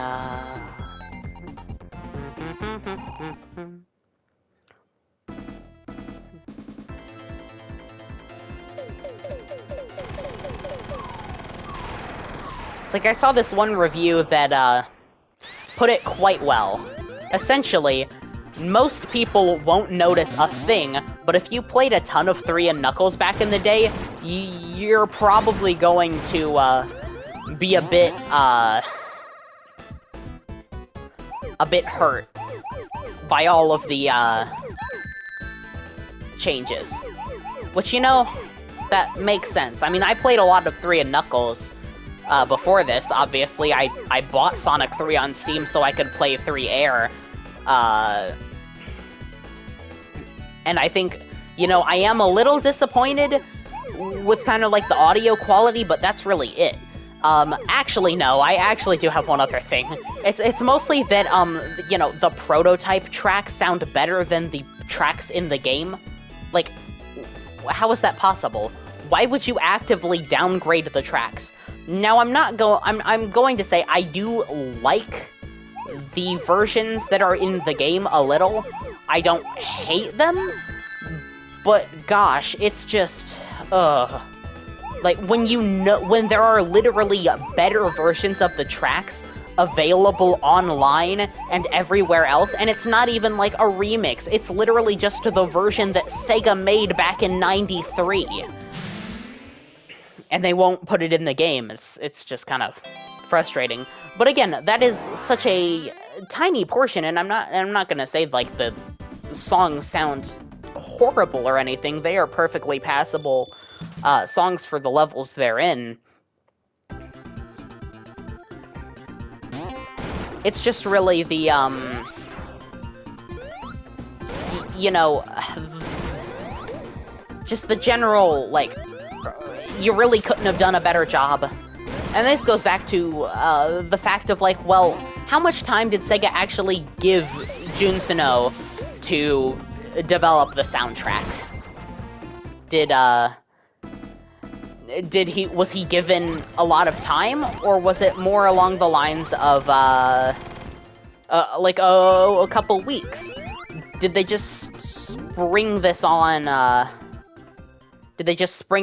to... Why is it a fire shield? Why would you give me a fire shield?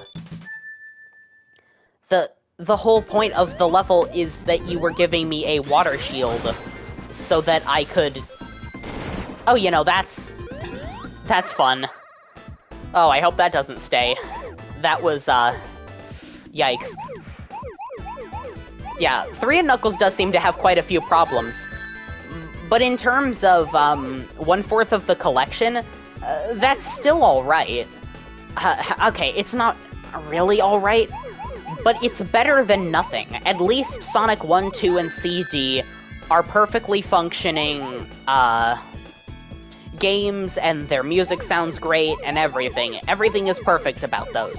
It's really just, like, some small things with 3 and Knuckles, which can totally be ironed out in patches, frankly. I mean, like, whether Headcanon does them or not, especially after that Twitter fiasco in which Headcanon, criticized Sega, I don't know that Sega would, let them do things.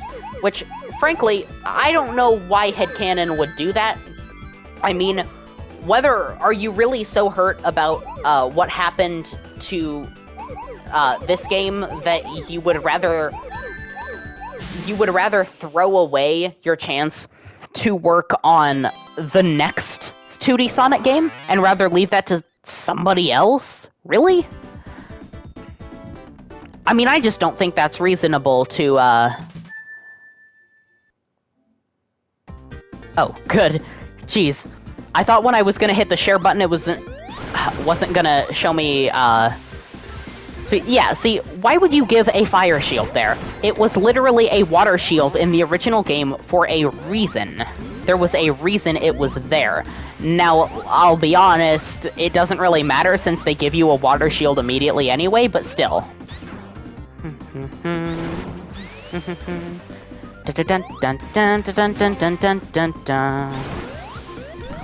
Only problem with the game is 3 and Knuckles in Anniversary or Classic mode is pretty much the only game in the collection that would actually have a save feature / level select in the same vein as, you know, like, modern games.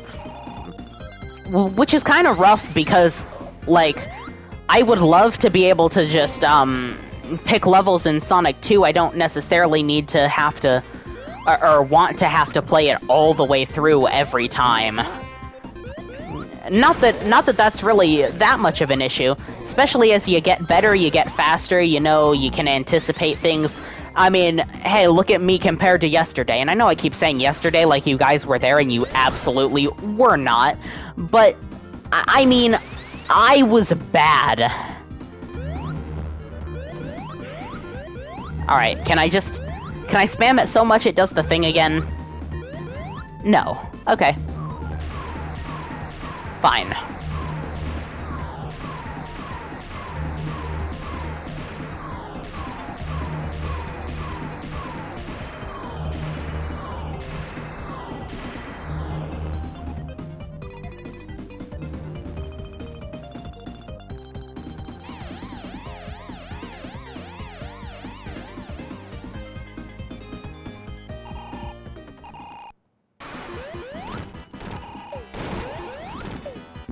Oh, you almost missed, Tails.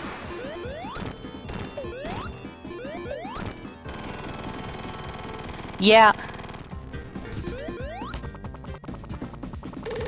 I find it odd that, what is it? Tails and... I didn't get the 4th special stage. Dang it.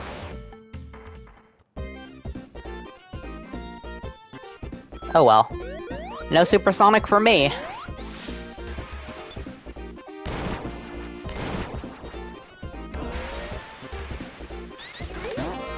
See, this is the one water stage I actually like.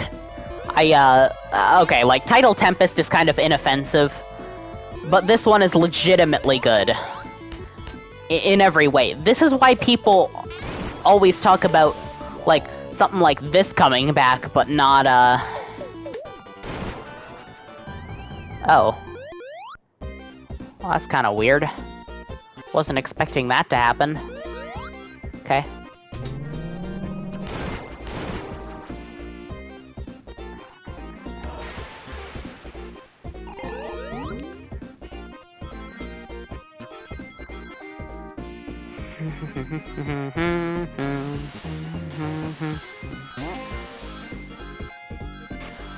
Let's talk about the Hydro City versus Hydrocity debate since we're in there.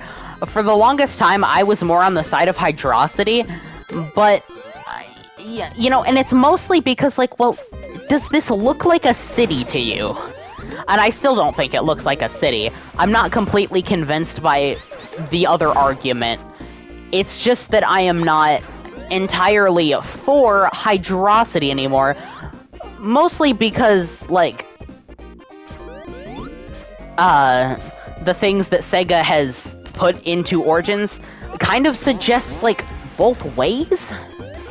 It's kinda odd.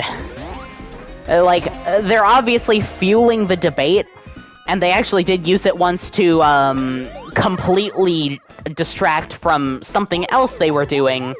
Don't remember what it was anymore. Did I?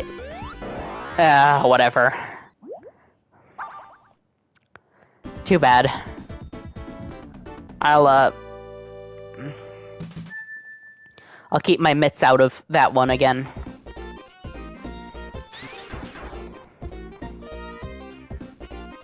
Ah. Alright, there we go. Okay, but, like, keep going is what I need.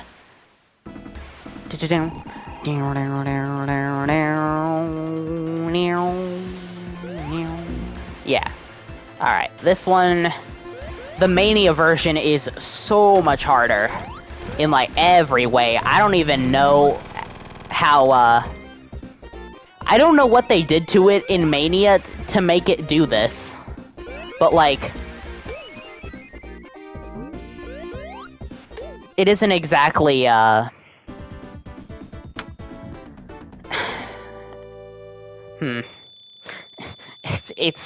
It's bigger, and it's harder to avoid in the water, especially with Knuckles. It's like they want you to do some kind of, spin dash maneuver to get around it.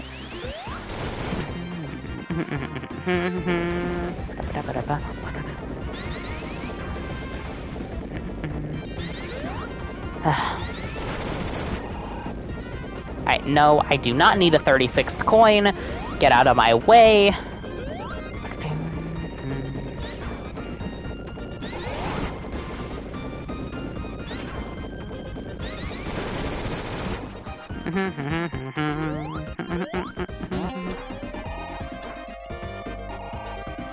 Like, I can understand if you interpreted it more as, like, a dwarven city kind of thing, like a Tolkien-esque sort of city, but, like, that has never existed in Sonic before, or since, and there's no reason to assume that, like, Hydro City is the one to be it.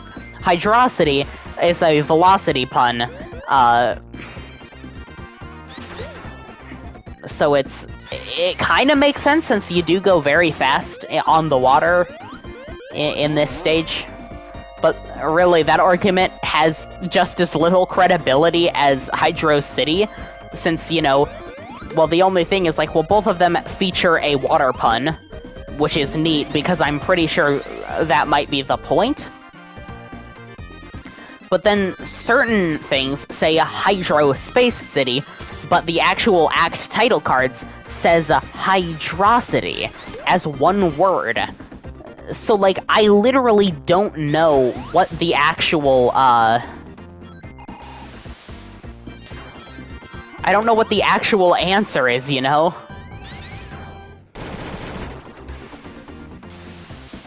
There's neither of them sound, terribly great, from my perspective. Yeah, also the drop dash seems kind of broken. Like, it doesn't work the same as it did in Mania quite right. I probably touched on this earlier, most likely right at the beginning of, you know, the run of Sonic 1, when we were in Green Hill, I most likely talked about that. It's uncanny, you know? Just like Sonic 3's existence in this collection is slightly off, so is the drop dash in all the games. But just like Sonic 3, still being fine enough on its own,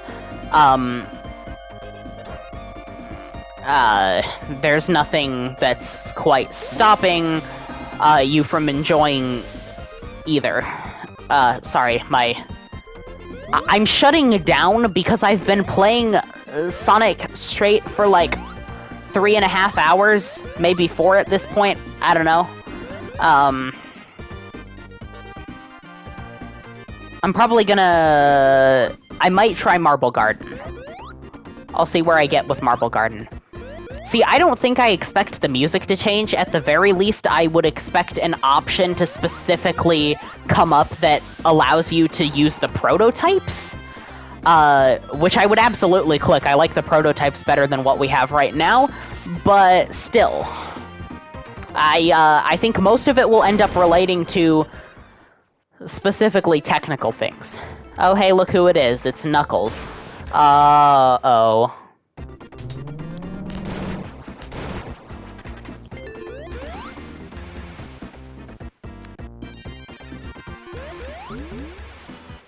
Oh, wait a minute. Can I just... Oh, no way! Dun dun dun dun dun dun dun dun dun dun dun dun dun. You know, I do like,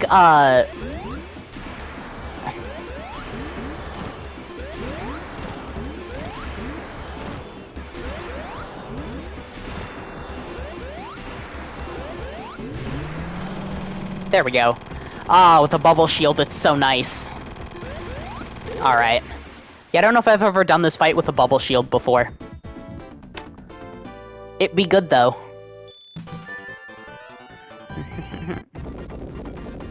Yeah, and see now, Sonic 3 stages are longer, but the difference is they're just generally more fun overall than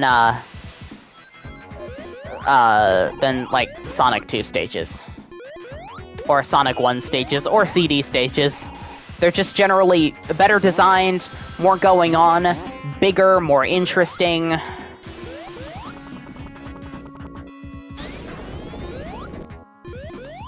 Like, yeah, cool stuff's going on in these levels. It's just, oh,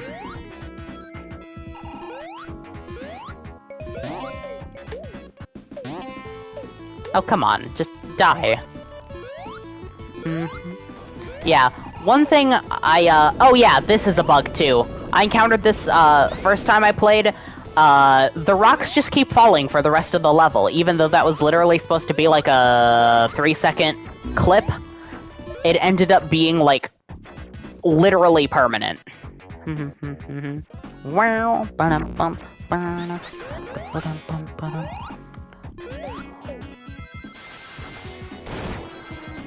Well, I'm glad that, that worked out.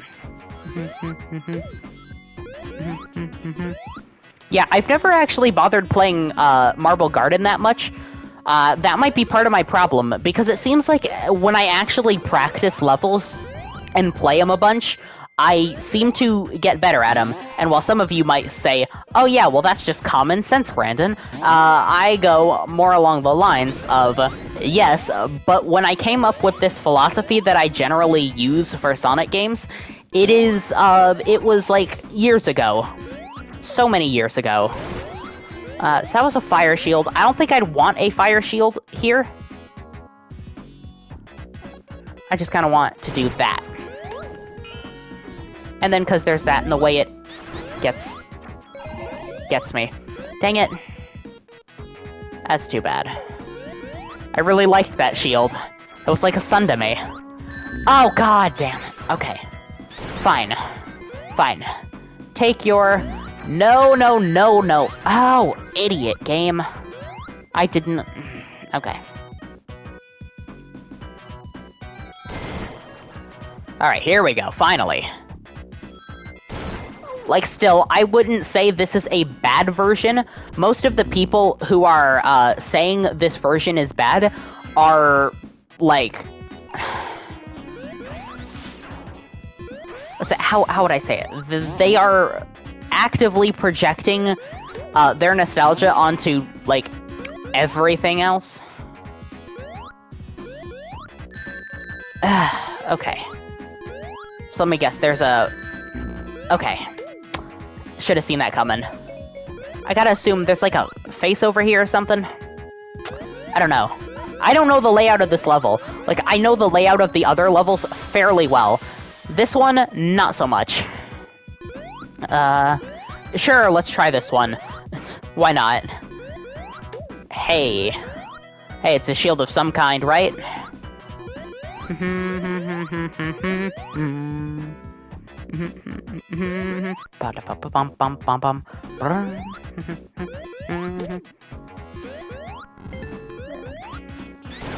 Is this right before the boss? Yes, indeedy do. Aye, yeah, hell yeah.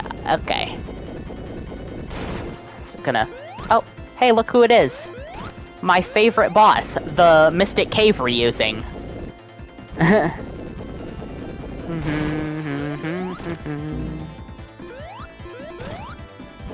Okay.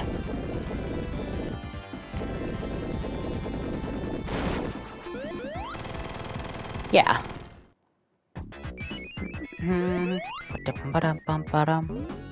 Oh, geez, I got both of them. Okay. Well, I feel like now, I kind of have to continue with the next level in order to, use my rewards.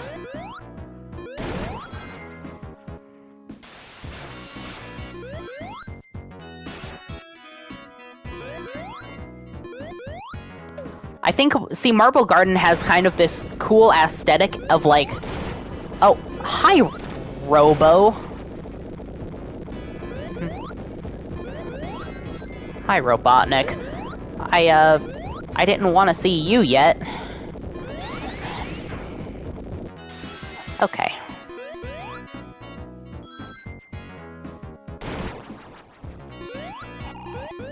I like how the backgrounds look, though. Makes it look kind of like Grease, and boy, do I love some Grease. I didn't mean to...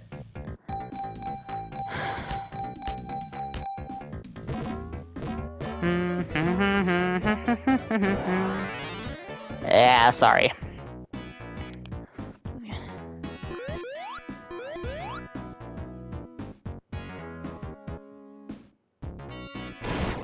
Ah.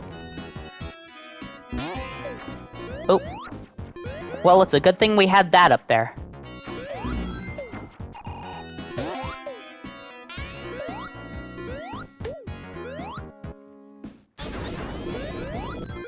See, I've never fought in the boss of this zone either.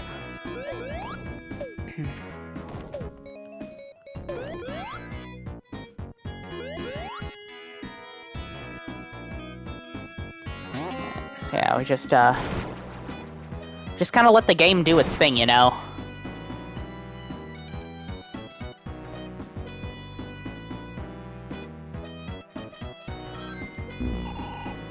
Oh. I was assuming it could, you know, handle that. Guess I was wrong. Yeah, Marble Garden doesn't really do much for me.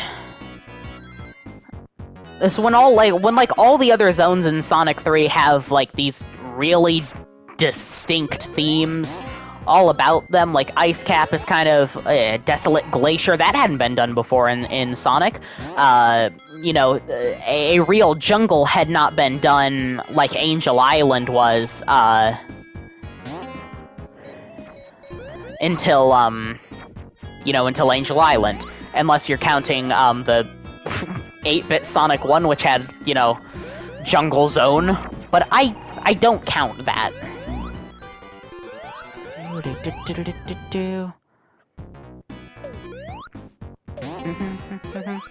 Oh, that's a...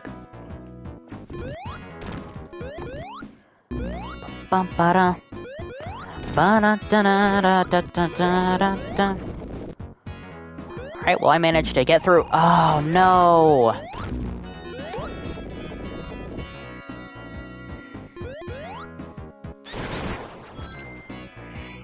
Come on. Oh, and it wasn't even the... It wasn't even, like, the head with the arrows that got me, it was the stupid blue guys. You know, those are, like, the worst enemies in this stage for varying reasons. And so it really, serves them right that they ended up becoming the laughingstock enemy of, Sonic 4.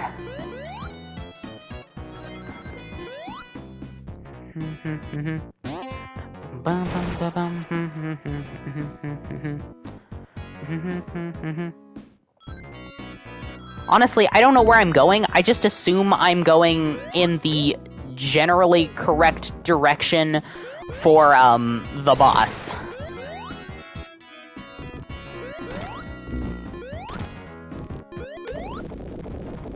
I don't know, why are there human heads here? I don't know. Did humans used to live up here on Angel Island? Who knows? It's not like Sega will ever answer any of those questions. They seem to be, Oh wait, is this the actual boss? No, this is that other...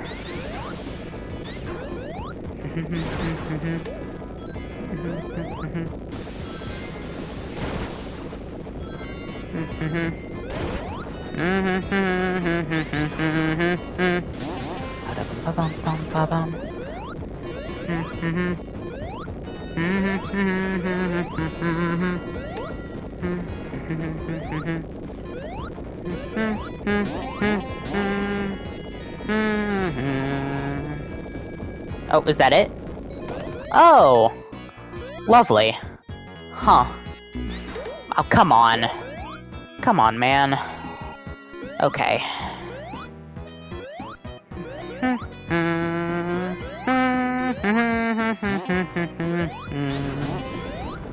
Okay. Step over you. You turn out to be one of those guys. Like, Marble Garden basically just, gives some interesting, like, lore possibilities, I guess. Wait, where was the last checkpoint? Ah, whatever. Oh boy. Okay. I have seen this boss fight done. I do not know...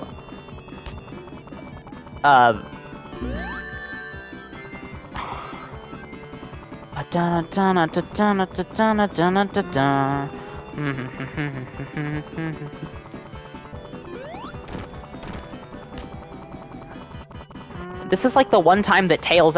See, this is like a spectacle fight. This is kind of cool, you know? Like, oh yeah, you can't really die except from ring loss. You're fighting Eggman in the sky with Tails having unlimited flight for once. It's like, oh, hi. Well, I was not expecting to see you there. Whew.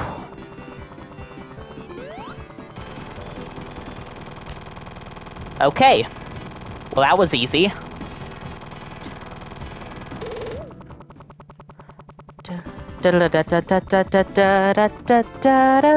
Okay, well that boss was so easy. This whole stage was actually kind of simple. But hey, now it's nighttime. You know what that means.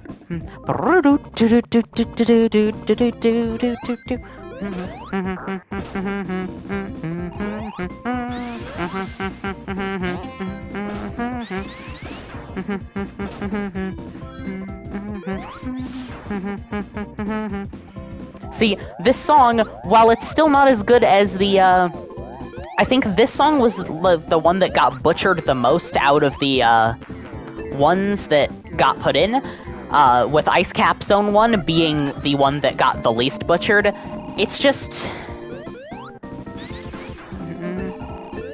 It's, like, it's not a bad song. It really does fit the carnival theme way better than whatever garbage Michael Jackson made for this stage. I will stand by that. Like, I hate Carnival Night's music in the original. So is this like a, what? Sorry, I've never,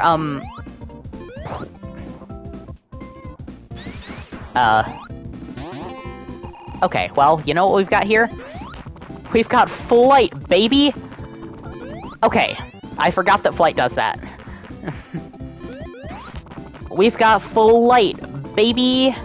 You gotta get Sonic all the way over, then let go so you get back control. Oh, hey, look at that.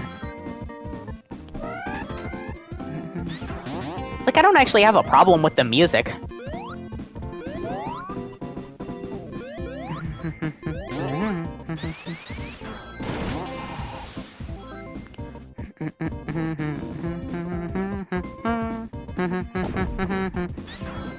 Wait, did they take those from Carnival Night and put them into Chemical Plant Act 2 from Mania? Oh, man. Being able to actually notice where, like, certain things come from is so cool.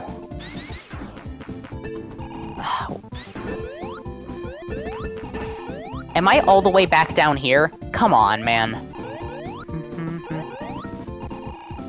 Well, if we're down here, then theoretically, and the stage we need to get to is up there, we should at least be able to... yeah. Yeah, sure. Why not?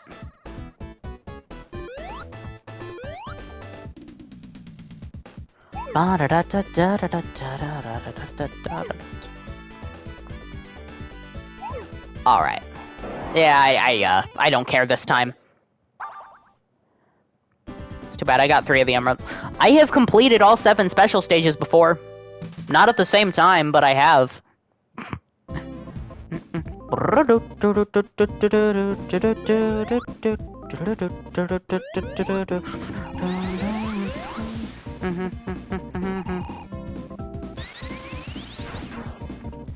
Yeah.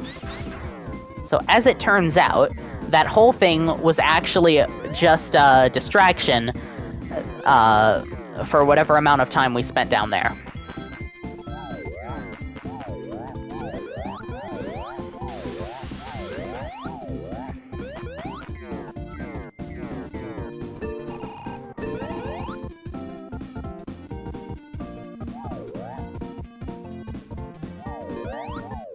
Idiots don't know how to use the barrels. Imagine. Oh wait, I don't think I'm supposed to go there. I'm supposed to go here. Also, there's only one time you actually have to, like, legitimately move the barrel, right? And it's in Act 2 with the Barrel of Doom. I don't know for sure, actually. But, yeah, I would like to actually land at the... Well, whatever works, I guess.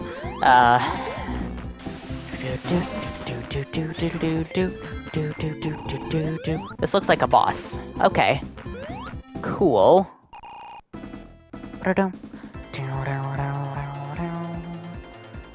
What is this?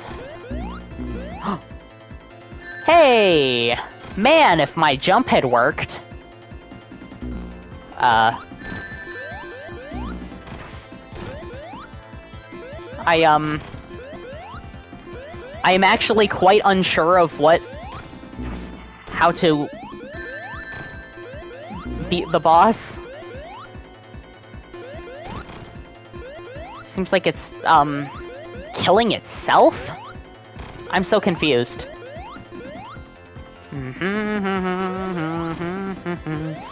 Is this what it's supposed to do? I don't know.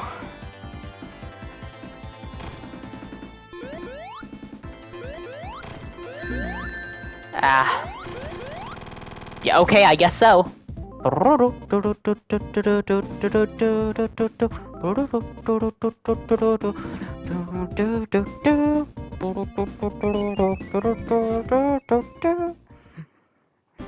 Alright.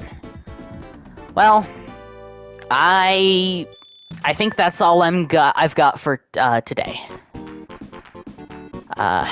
Yeah. I don't know exactly how long I've been going, but 79% of the game in one sitting is probably not good for my health. So yeah, I don't know if I'll do another stream. Probably not. See you guys later.